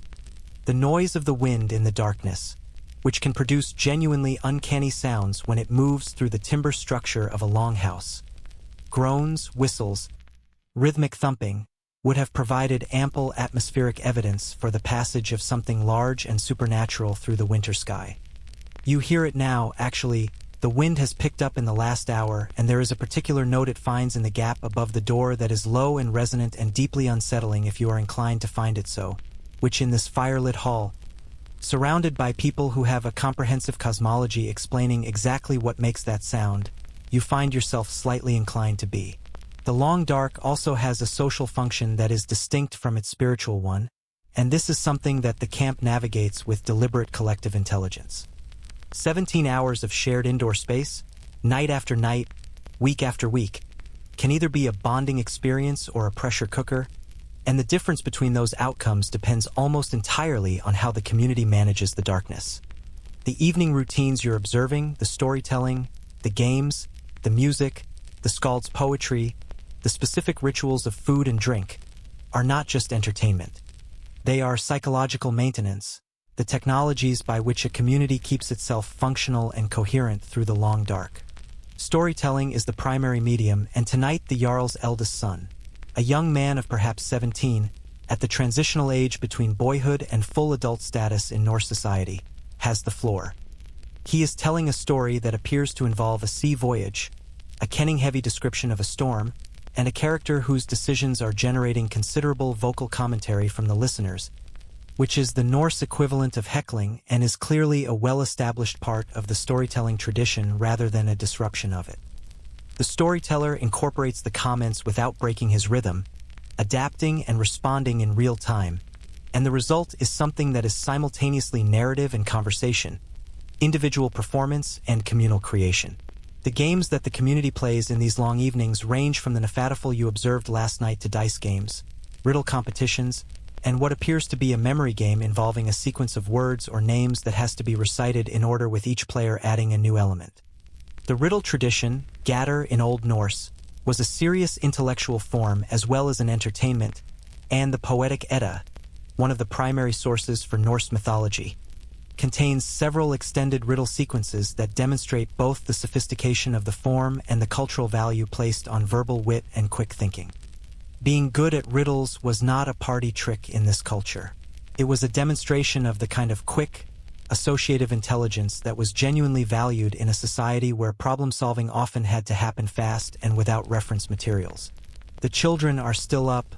Bedtimes in the modern disciplinary sense don't quite exist here, where sleep follows the fire's rhythms and the children drift off as the evening progresses rather than being formally dispatched, and the smallest ones are clustered near the fire in a heap of sleeping bodies and wool, their faces slack and perfect with sleep, the enormous dog stretched across two of them in a way that seems to be mutually agreeable. The older children are still awake, listening to the story, occasionally being sent on small errands. Fetch more wood, check the water level in the barrel, take this bowl to the storage end, that keep them integrated into the evening's functioning even as the hour grows late. The cold is doing what the cold does at night, pressing harder. You can feel it at the farthest edges of the hall, where the body heat and the fire's warmth don't quite reach. A chill that climbs the walls and settles in the high corners and occasionally sends a tendril of cold air moving low across the floor near the door. The fire is being managed carefully now, banked for overnight burning rather than the active, high flames of the cooking hours. A different relationship with the fuel, slower and more sustained, designed to hold the temperature through the night rather than generate peak heat for a specific purpose. The oil lamps burn with their faint smell of fish, and the light they give is amber and intimate and reduces the effective social space of the hall to the warm pool around each lamp, creating a series of small illuminated worlds with darkness between them. In the lamp nearest to you, a moth, improbably, given the temperature, but here it is, orbits the flame with the patient, doomed dedication of something that has confused light for warmth and is not going to be dissuaded by evidence. You think about light because the darkness has made you think about light, and you think about what it means to live in a world where light is finite and effortful and contingent, where every lamp represents a quantity of rendered animal fat that had to be produced and stored, where every hour of firelight represents wood that had to be cut and carried, where darkness is not a technical failure but the natural state of things that warmth and light are built against, daily, through collective effort and accumulated knowledge. The modern world has made light so cheap and automatic that its absence registers as emergency. Here, the managed presence of light in the darkness registers as achievement, as the visible result of preparation and skill and cooperation. The fire in the center of this hall is not decoration. It is the reason everyone in this hall is still alive, and everyone in this hall knows it, and the knowledge gives the fire a significance that your central heating system, for all its efficiency, will never quite replicate. The storytelling winds down. The Jarl says something in a tone that closes the evening's formal proceedings, and the hall begins its slow transition towards sleep, people pulling cloaks around themselves and settling into the positions they'll maintain through the night. The bench beds occupied from the higher status central areas outward. The fire is fed one more time. A specific, practiced amount, enough to last until the night watch feeds it again in a few hours, and the oil lamps are extinguished one by one, each small light dying with a thread of smoke that rises and vanishes into the darkness above. The darkness that replaces the lamps is deep and warm and smells of wood smoke and wool and the long day's work, and the sounds of the hall settling into sleep are layered and human and strangely comforting: breathing, the shift of bodies on straw, the fire's patient voice, the wind outside doing its work on the structure of the building, the distant low commentary of the cattle at their end of the hall. You lie in your borrowed darkness and listen to the Viking night, and it is long, and it is dark, and it is full of a specific kind of quiet that you will not find anywhere in your ordinary life, and somewhere in the middle of it, the middle of the darkness, the middle of the winter, the middle of this world that is so different from yours and so recognizably, stubbornly human, you fall asleep. You wake in the night because something is wrong with your throat. It starts as a dryness, the kind that makes you swallow reflexively and find that swallowing is not quite the relief it should be. Then a roughness, as though the inside of your throat has been lightly sanded. Then, by the time the hall's dim pre-dawn gray is suggesting that morning is conceptually approaching even if it hasn't committed to arriving, a soreness that has moved from your throat into your sinuses and settled there with the unmistakable territorial confidence of something that intends to stay. You have a cold, or something cold adjacent, or possibly something worse, because in a December Viking camp the range of things that begin with a sore throat and a general sense of unwellness covers a spectrum that extends from mildly inconvenient to genuinely concerning, and you don't yet know where on that spectrum you've landed. Your head feels heavy in the specific way that suggests your sinuses are beginning to fill. Your eyes are dry from the smoke, which has been your constant atmospheric companion since arrival and which, for all the longhouse's design ingenuity, is not doing your respiratory system any particular favors. Your muscles ache, which could be yesterday's labor, could be the bench, could be the early signs of a fever settling in, or could be all three simultaneously contributing to a comprehensive physical complaint. This is, statistically speaking, exactly what you should have expected. Viral and bacterial respiratory infections followed a predictable seasonal pattern in pre-modern northern communities. The combination of cold air, close quarters, reduced sunlight, limited dietary variety in winter, and the specific immunological novelty of a group of people sharing an enclosed space with their livestock created conditions in which illness circulated with the reliable efficiency of a well-managed distribution network. If you were going to get sick in a Viking winter camp, and you were, the question was never whether but when. December in a longhouse was precisely the time and place. What happens next is where things get interesting, because the Viking medical system is one of the most genuinely fascinating and contextually complex aspects of this culture, combining empirical herbal knowledge of real effectiveness with ritual and poetic practices whose mechanisms we don't fully understand and whose dismissal as mere superstition is probably less sophisticated than the practices themselves deserve. The healer notices you before you fully register that you need noticing. This is her skill, the ability to read the physical condition of the people around her from the small signals that illness produces before it becomes fully visible. The slight change in posture, the particular quality of a cough, the look around the eyes of someone whose body is beginning to redirect its resources toward fighting something. She is beside you with a cup of something hot before you've quite articulated to yourself what's happening. And her hands, briefly on your forehead and then on the glands of your neck, are practiced and certain and convey through their touch alone a kind of competence that is immediately reassuring regardless of the language barrier. The cup contains a herbal infusion. The primary ingredient, from the smell, is something in the mint family, possibly water mint or wild mint, both of which grew in this region and both of which have genuine, pharmacologically confirmed anti-inflammatory and decongestant properties that modern herbal medicine acknowledges and that Viking Age healers arrived at through centuries of careful empirical observation. There are other elements in the brew, something bitter and astringent that might be yarrow, which has been used as a medicinal plant across northern Europe for millennia and contains compounds with genuine antibacterial and fever-reducing properties. Something warmer and slightly sweet that could be dried elderberry, used in traditional medicine as an immune-supporting preparation, and now the subject of modern clinical research that has found plausible mechanisms for several of its traditional uses, and underneath all of it, a slightly earthy, resinous-based note that you can't identify but which smells medicinal in the way that things smell medicinal before the word medicinal existed. The mainstream historical fact that grounds this section, Norse medical practice during the Viking Age, was documented in a collection of texts known collectively as the Lekningabok tradition, medical books, largely preserved in later Icelandic manuscripts but drawing on knowledge systems that predate the Christian period, which reveal a medical culture that operated on multiple simultaneous registers. There was herbal medicine, genuinely sophisticated and grounded in accumulated empirical knowledge about plant properties. There was surgical practice, including wound treatment, bone setting, and in some documented cases trepanation, drilling or cutting into the skull to relieve pressure, a procedure whose archaeological evidence in Viking Age skeletal remains suggests it was performed with meaningful survival rates, which is remarkable. And there was a ritual and verbal dimension to healing that we'll come to in a moment.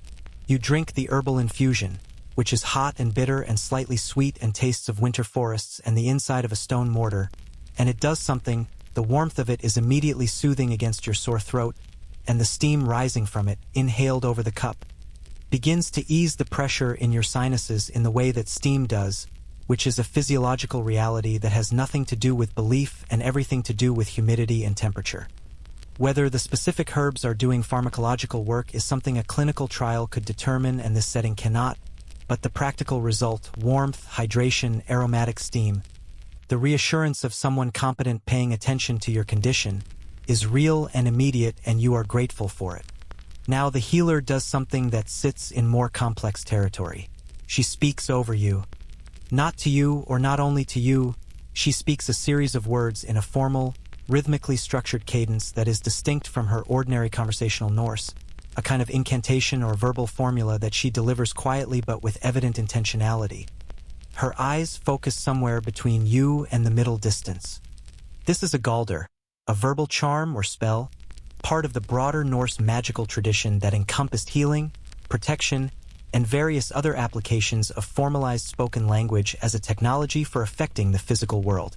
The Galder tradition is where the healer's practice becomes most interesting and most contested in the scholarly literature. Historians still argue whether Norse healing charms represent a coherent system of sympathetic magic that operated on the same principles as the herbal knowledge. Empirically developed, practically tested, retained because it seemed to work, or whether they were primarily psychological in their mechanism, effective through the placebo response and the therapeutic value of ritual attention, or whether they were simply folk practice that persisted through cultural inertia regardless of efficacy. The honest answer is probably that all three of these framings capture something real, and that the modern tendency to rank them in order of legitimacy, herbs first, then psychological effects, then mere superstition, reflects our own categorical commitments more than the actual complexity of healing as a human practice. What you observe is that the combination of the herbal infusion and the spoken charm produces in you a genuine relaxation response. Your shoulders drop slightly, your breathing deepens. The tension that illness always brings with it, the anxiety of feeling unwell in an unfamiliar place, eases somewhat. Whether this is the herbs, the steam, the warmth, the attention, the ritual, or some combination of all of them is genuinely not determinable from where you're sitting. The effect is real. The mechanism is multiple. This is, you suspect, also the honest description of a significant portion of modern medicine. The quirky tidbit that lives here is one of the most remarkable single documents in Norse medical history, a 10th century text sometimes called the Nine Herbs Charm, preserved in the Old English Laknunga manuscript but reflecting a cultural tradition shared between the Germanic and Norse worlds, which prescribes a specific combination of 9 herbs, including mugwort, plantain, watercress, and others, for the treatment of poisoning and infection, delivered with an accompanying verbal charm that invokes Woden and a mythological account of the herb's origins. The fascinating element is that modern pharmacological analysis of the 9 herbs in question has found that several of them do have genuine antimicrobial or anti-inflammatory properties, and that at least one combination of them, mugwort and plantain together, produces a synergistic antimicrobial effect stronger than either herb individually. The people who compiled this remedy did not know why it worked at the molecular level. But they appear to have known, through some combination of observation and accumulated practice, that it did. The healer's medicine chest, a carved wooden box that she keeps at her bench with the attentive proprietorship of someone protecting something genuinely valuable, contains a comprehensive inventory of the botanical medicine available to this community. Dried herbs bundled and labeled with marks you can't read.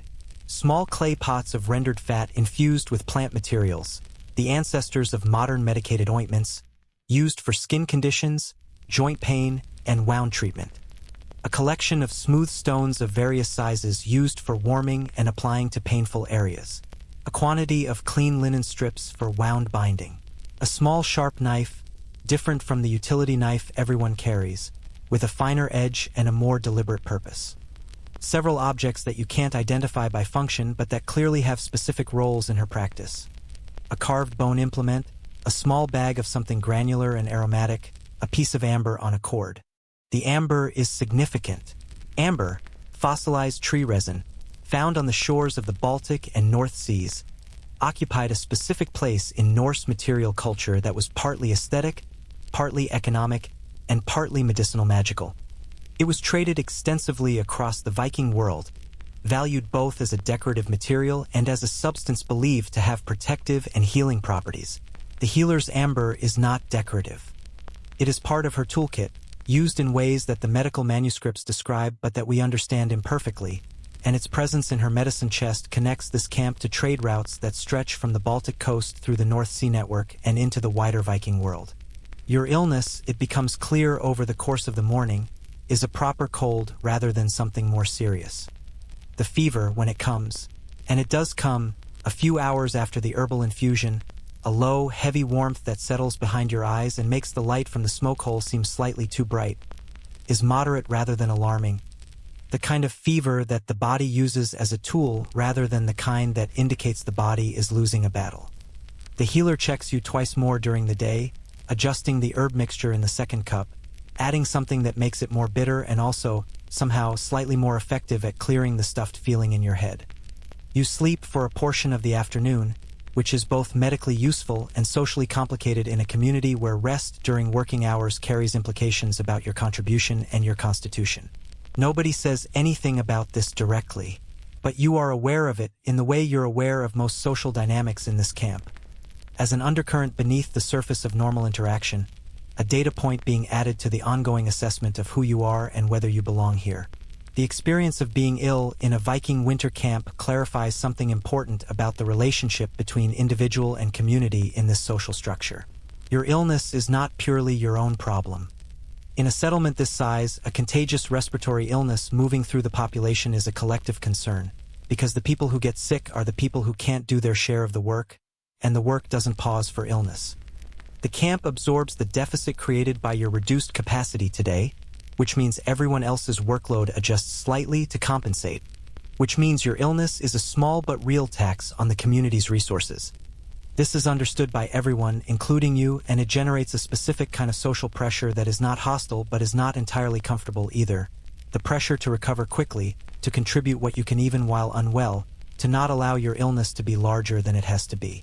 You help with small indoor tasks through the afternoon, carding wool, which requires only hands and patience and a relatively upright posture, keeping the fire fed, which requires only proximity and periodic attention. And the healer passes by your bench several times with the monitoring attention of someone running a clinical observation, noting your color, your breathing, the progress of the fever's arc. By evening, the fever has peaked and is beginning to recede.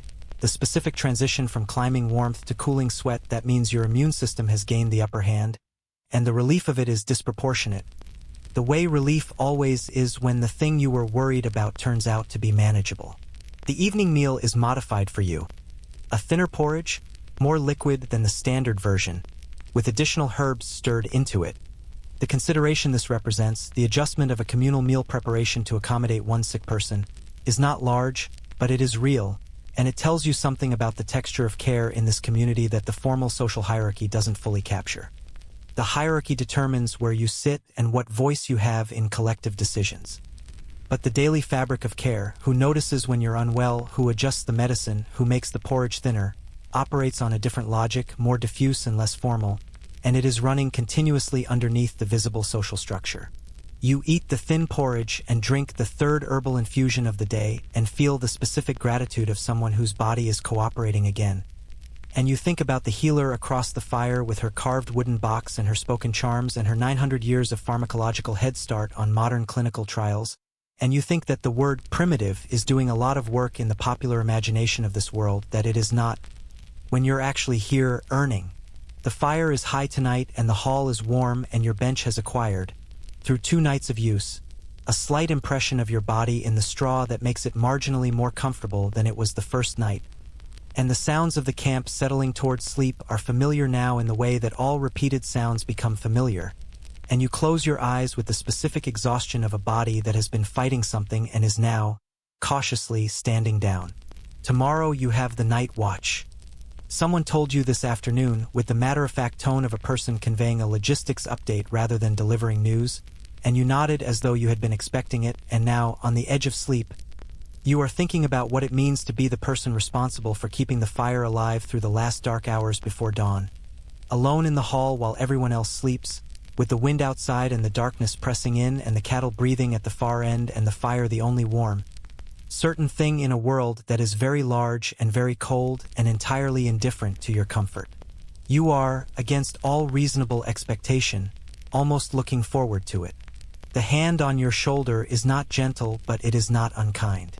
It is the hand of someone who needs you awake and functional and has no particular investment in the manner of your waking beyond those 2 requirements. You surface from sleep the way you surface from cold water. Fast, gasping slightly, the dream you were having evaporating before you can identify what it contained. The hall is dark except for the fire, which has burned down to a low, serious red. Not dying, but speaking quietly, the way fires speak when they've been burning for many hours and have settled into their deepest patience. The man who woke you is the previous watchkeeper, a Carl named Gunnar whose face in the firelight is the face of someone who has been awake since approximately 2 in the morning and is now transferring responsibility with the focused efficiency of a person for whom sleep is a destination that has just come into view.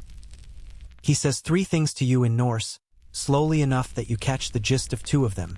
The fire needs feeding within the hour, and there is wood stacked beside the hearth already split and ready. The 3rd thing he says you don't catch, but his gesture toward the door and the expression accompanying it convey something in the general category of, it is very cold and very dark outside and you should probably not go out there unless the building is on fire, which it isn't, and if it were that would be a different set of problems. He wraps himself in his cloak and is horizontal on his bench within approximately 90 seconds, and then it is just you. You and the fire and the hall and the night. The watch is an institution as old as human settlement.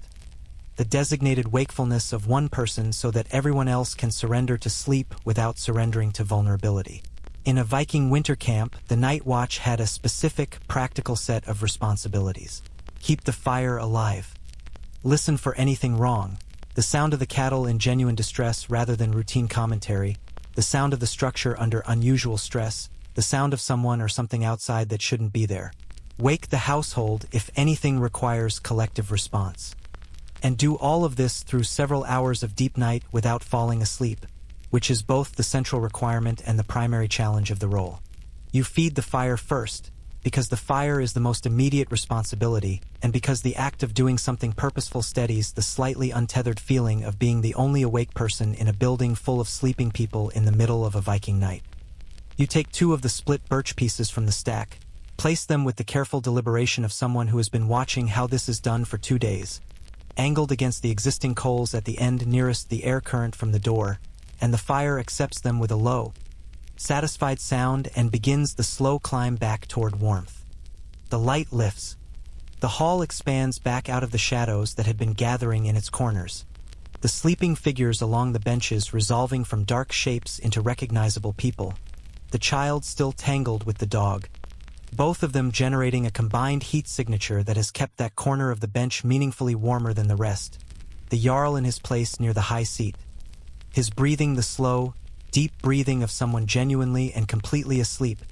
the healer near her bench with her carved wooden medicine box close beside her, her hand resting on it even in sleep with the proprietary attention of someone who doesn't fully let go of her responsibilities even in unconsciousness.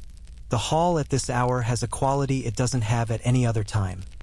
It belongs entirely to the fire and to you and to the breathing of the people in it.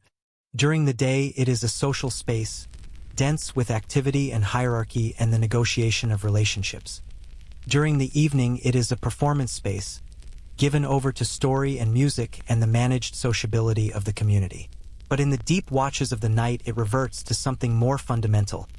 A shelter, a warmth, a kept flame in the darkness, and the person keeping it. You sit on the bench nearest the hearth with your cloak wrapped around you and your back to the fire so you can see the full length of the hall, which is what Gunnar did and which is evidently the correct posture for this role, giving you both the fire's warmth at your back and the visual field of the space you're responsible for. Your cold is better, not gone, but retreated to a manageable rearguard action in your sinuses, the fever fully broken now, your body running at something close to normal temperature and grateful for it. You breathe carefully, tasting the air of the hall, wood smoke, wool, the distant animal warmth from the byre end, the faint herbal residue of the healer's preparations still threading through the general atmosphere. The wind outside is doing what the wind has been doing all night, which is applying itself to the building with a persistent, searching energy, looking for weaknesses in the turf roof and the daubed walls, finding the gap above the door and playing the specific note it has found there, that low, resonant moan that sounds like something with intentions. You are not, you tell yourself, going to think about the wild hunt. You are going to think about practical things. You are going to count logs and assess the fire and listen to the cattle and be a competent night watch in a Viking winter camp, because you have come this far and you are not going to be undone by a draft. The cattle are fine. Their breathing, audible as a low, bovine chorus from the far end of the hall, has the regular, unhurried rhythm of animals that are warm and fed and horizontal, which is the cattle equivalent of everything being in order. The dog lifts its head once, looks at you with amber eyes that catch the firelight, determines that you are not interesting enough to constitute a development, and lowers its head again. The fire breathes. The hall breathes. The darkness outside presses against the walls with patient, impersonal cold, and inside, the warmth holds. The mainstream historical fact that belongs to this final section, archaeological evidence from Viking Age settlement sites, combined with later saga literature and legal texts, indicates that the night watch was a formal responsibility in Norse communities, treated with the seriousness of any other essential survival task. Dereliction of the night watch, falling asleep, abandoning the post, was a genuine social and potentially legal offense, because the consequences of an unattended fire in a timber and turf longhouse could be catastrophic. The Norse word for a house fire, husbruni, appears in legal codes as a specific category of disaster with its own associated obligations and liabilities, and the fear of accidental fire in a winter camp was real and reasonable and embedded in the culture's understanding of risk. You think about this as you sit with the fire at your back. The specific weight of being the person between everyone sleeping behind you and the possibility of things going wrong. It is not a dramatic weight, not the weight of heroism or great deeds. It is quieter than that, more domestic, more continuous. It is the weight of paying attention when everyone else has stopped paying attention, of being the wakefulness that makes everyone else's sleep possible. There is something in that role that has nothing to do with the Viking Age specifically and everything to do with the most basic human arrangement, that communities survive because some people stay awake so others can rest. And the ones who stay awake absorb the cost of that arrangement into their bones, night after night, winter after winter. The hours of the watch are long in the way that only genuinely quiet time is long. Not unpleasant, not exactly pleasant. Occupied, in the way that solitary wakefulness is occupied with thought that doesn't quite cohere into anything specific but moves through the mind like weather, visiting various rooms and withdrawing. You think about the 2 days you've spent here with the retrospective clarity that comes only when the immediate demands of the situation have temporarily released their grip.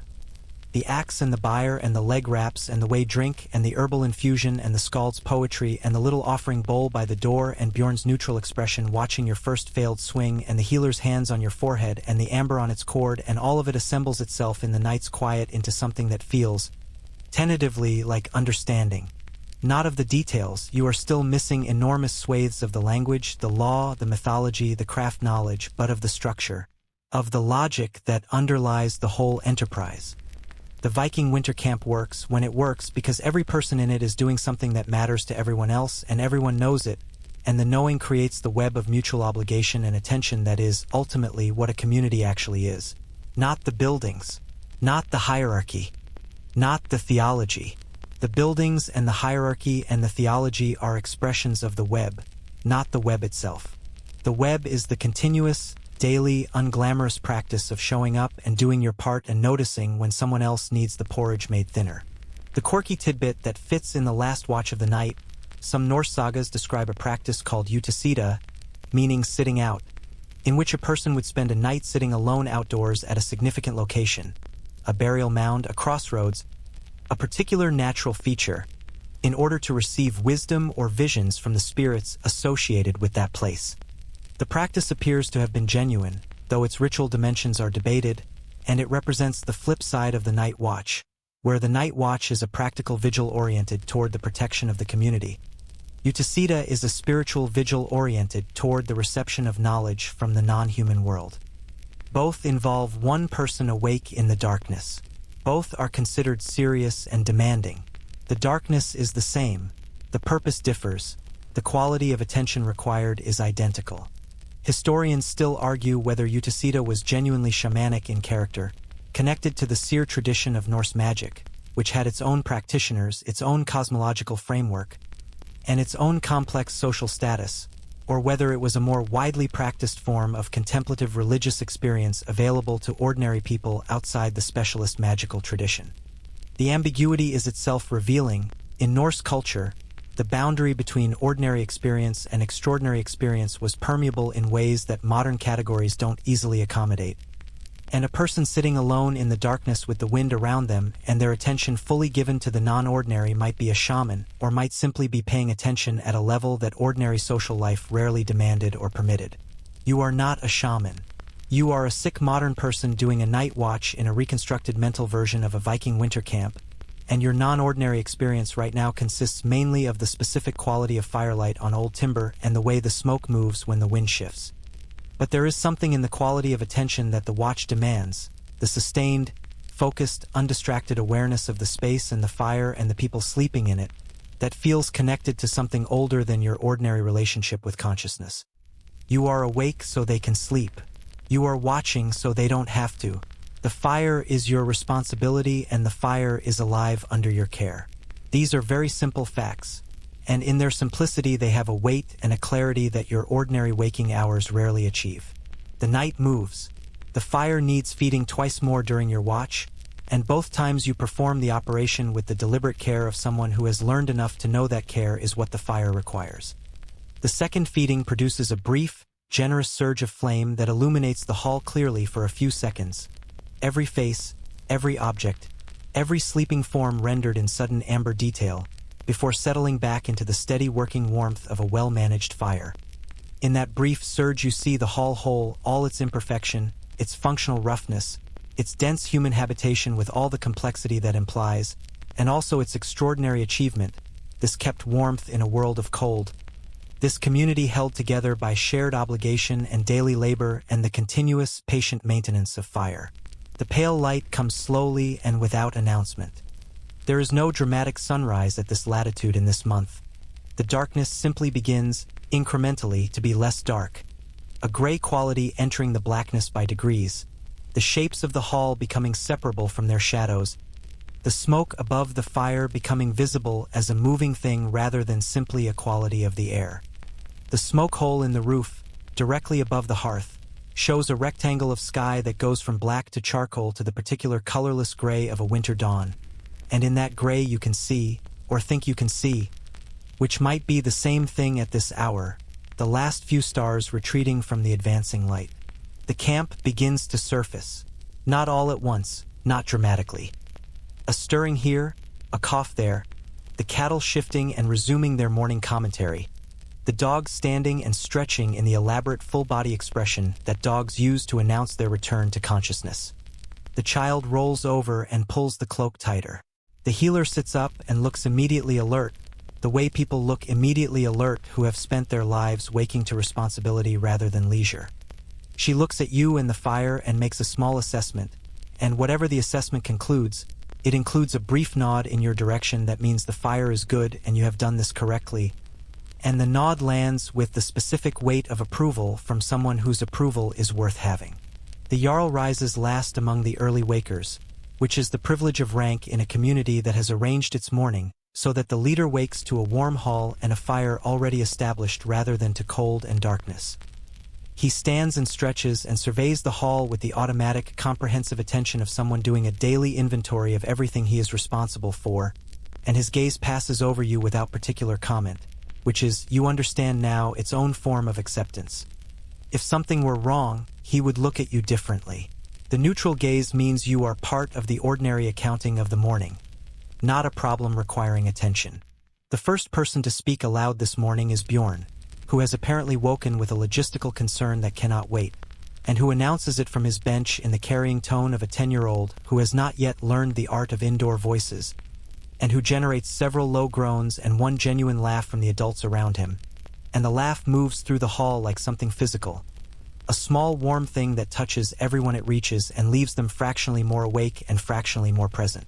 You stand from your bench and feel the full inventory of your body, the cold soreness still resident in your sinuses, the deep muscular fatigue of 2 days of unaccustomed physical work, the stiffness of several hours of mostly still sitting, and underneath all of it, something that is harder to name but is genuine, a physical completeness, a satisfying exhaustion that comes from having done something real with your body in a real world for real reasons. You have lasted a day in a Viking winter camp. Not comfortably, not gracefully, not without illness, incompetence, social confusion, and at least one diplomatic incident involving a goat. But you have split wood and hauled water and mucked out a byre and eaten stockfish and drunk whey and worn 15 layers of wool and listened to skaldic poetry and sat with a low fire through the deep watches of a northern night and watched the dawn come up over a world that was cold and old and entirely serious about its requirements. And you are still here, still warm, still breathing. That is not nothing. In this world, that is not nothing at all. And now, as the camp stirs into its morning and the fire builds and the porridge pot goes on and the voices begin their daily conversation with the cold, let that world soften around you. Let the longhouse walls become less defined, the smoke drift quieter, the sounds of cattle and children and the morning's first axe blow fade to something gentle, something background. You have been somewhere very old tonight. You have sat with people who understood things we have mostly forgotten, the weight of an axe, the patience of a fire, the arithmetic of a winter's worth of preserved food, the specific warmth of many layers of wool, the way darkness feels when it is genuinely dark and the light you carry is genuinely yours to keep. They were not simple people. They were not peaceful people in all senses of that word. But they were people who knew exactly where they stood in the world, in the cold, beside the fire, responsible for the flame, and there is a clarity in that knowledge that is worth carrying with you back into the warm, lit, easy world you came from. Let the fire's amber light soften now into something golden, something drowsy. Let your breath slow to match the rhythm of the sleeping hall. Let the weight of the watch, the weight of the day, the weight of the wool and the water and the wind, let it all settle into your shoulders and then release, like snow sliding from a roof, quietly all at once. The fire is tended. The night is almost done. The cold is outside where it belongs, and the warmth is here, and it is enough, and you earned it, and you can rest now. You can rest.